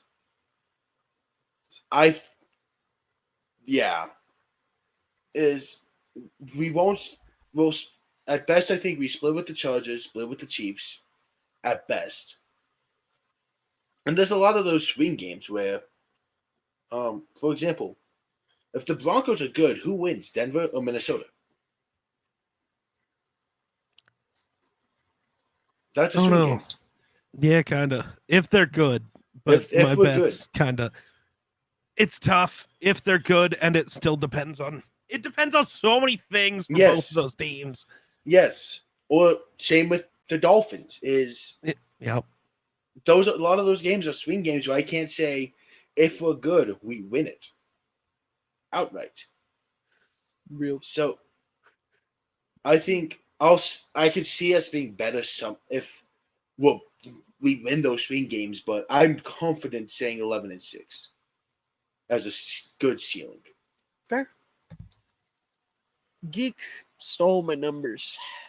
I was actually going to say 5 and 12, 12 and 5. Well, okay. So shocker, the Run the North guys the two ball knowers from Run the North had the same opinion. Shots fired at the end of the episode. He'd say the same thing. No, he'd say 4 and 13 because the Broncos will not beat the Packers. Then we'd yell at him for being a delusional guy. True. Well, it depends. I don't know if they have Ben DiNucci at quarterback. Maybe Ben DiNucci. Hey, anyways, let Ben DiNucci cook. So loud. Sorry, is that too loud? A little bit. It was, yeah. How about now? Pretty okay. You sound so allergied up. I am ready to call it quits. Valid. I apologize for this going weird on my end at the very end. Everyone out there watching, I promise this is not Broncos hatred. I just feel like I've been hit by a semi-truck mid-recording. We watched it happen, folks. You did. And because my schedule is whack with recording, because I'm a moron and got busy with real life stuff in July and have to cram a bunch of recordings into August, there's no chance for me to redo this. So this is it, folks. But that being said, Bronco can be good, can win game. Broncos country, Let's maybe ride. ride. Oh, Maybe, let's ride. perhaps. That's the title of the video. Will they ride? I'm gonna have to rephrase that. That's not good. Can Rush ride? That's Worse. worse. That's worse. That's worse. Let Russ ride. There you go. It's got to be a question. They're all questions, geek. Are they? Yeah, like the Falcons one. I'm looking at it on my TV right now. Can Ritter cook? Yeah, Will okay, Sean Payton no, lead I the thought- Broncos to riding? Grayson said that was definitely a different word earlier. Grayson's a special little lad. Was it actually a different word earlier? It was or is- not. He just read it okay. as soon as he woke up, and he must have had a strange dream. And had that on his mind. Ayo. But I anyway, gotta look up the Miller Okay. football channel. I don't remember what the Vikings one was. will they choke? Will they Damn, disappoint? that's tough. I think it was will they disappoint again? Will they disappoint once again? Always. Yes. Yeah. Just keep them away from the Anyways, post. let's go ahead and do it for this video. If you two want to plug anything, the floor is yours. Big Kid Called Game on YouTube. The TheGeekSlays at everywhere. Everywhere. I exist basically anywhere you can look. He is in your walls. Basically. Maybe. This video is specifically shot in your walls. You listening to this right now. Yeah. So Grayson, he's in your walls, buddy. damn. No, Valente, he's under your bed. Hammy, Ooh. he's in your sink. I'm in his sink. I'm trying to think of Yeah. who else I know for a fact watches these. I don't Me, know. when I'm watching this at 3 in the morning to boost my own watch time, Geek's under the desk. Yeah, you hear that? That's me knocking on the desk. Yeah, help! I'm stuck in here. I didn't craft I myself swear to a God, way your out. voice is weirdly deep right now. It got higher, Caleb. You heard that, right? Okay, I was When I started screaming, my voice got It higher. Definitely. You David, just David, call I me just- Caleb. No, I think he was No, asking I was me. talking to Caleb. He think he was asking me if it got higher. But anyways, all of their links can be found in the description down below, as well as all of my links. Miller Football _, all that good stuff. Twitter, Instagram, TikTok, Threads, I guess. I forgot Threads MySpace. existed. MySpace. Yo, we got to put each other in our MySpace top 8s. It's important. I also need to Yeah. go make a MySpace account. I don't know. PlayStation, you can add me. Bearschool22. Madden 24 is about to drop. We need users. Hey, we got a Madden League. The Caleb and I are in. Maybe you want to join. I We don't know. haven't told Geek, but Geek's forced to come back. Only said he'd if come back if EA he gets gives me a Madden for free free. code. Anyways, Which means EA hit your boy up again. sure. We all know all of Electronic Arts watches my videos. Why I not? don't need. It's I don't Miller need football. all of them. I just need one of them No, with the power well, to I'm give telling me you, the all gig. of them do. Every single one. All of the Electronic Arts.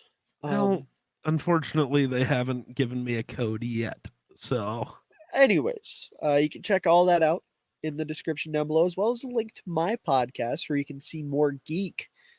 Whether you enjoy that or not is up to you, but there is definitely more Geek over there. Run There the is. North, already plugged it. It'll be in the description down below. And also, if your name is Trent, I love you. I hope you're having a good day. I hope today was wonderful. I hope tomorrow's even better. But only to the Trents out there. But to everyone Hey, else out there watching, as well we as see you, Geek Trent and Caleb. Richardson. That comment was specifically aimed at Trent Richardson. Wherever he's at, I hope he's okay. I hope he's taken care of. I hope he's cared for. I hope he's living a comfortable life. But anyways, to everyone else out there watching, if you're not Trent Richardson, or if you're Geek, or if you're Caleb, or if you're anyone else, I hope you all have a wonderful. Well, first of all, thank you all for watching. Please leave a like down below and subscribe. My brain's all over the place right this is now. the Okay? toughest outro of all time. I know. The I'm allergies are kicking in. suffering. But to everyone out there watching, I You hope want me all to have a hit the wonderful- outro for you? No. To everyone out there watching, I hope you all have a wonderful day, evening, night, afternoon, whatever time of day it is for you. I hope you enjoy it because you're all wonderful people and you deserve it. And I hope to God none of you are currently dealing with allergies because these motherfuckers suck.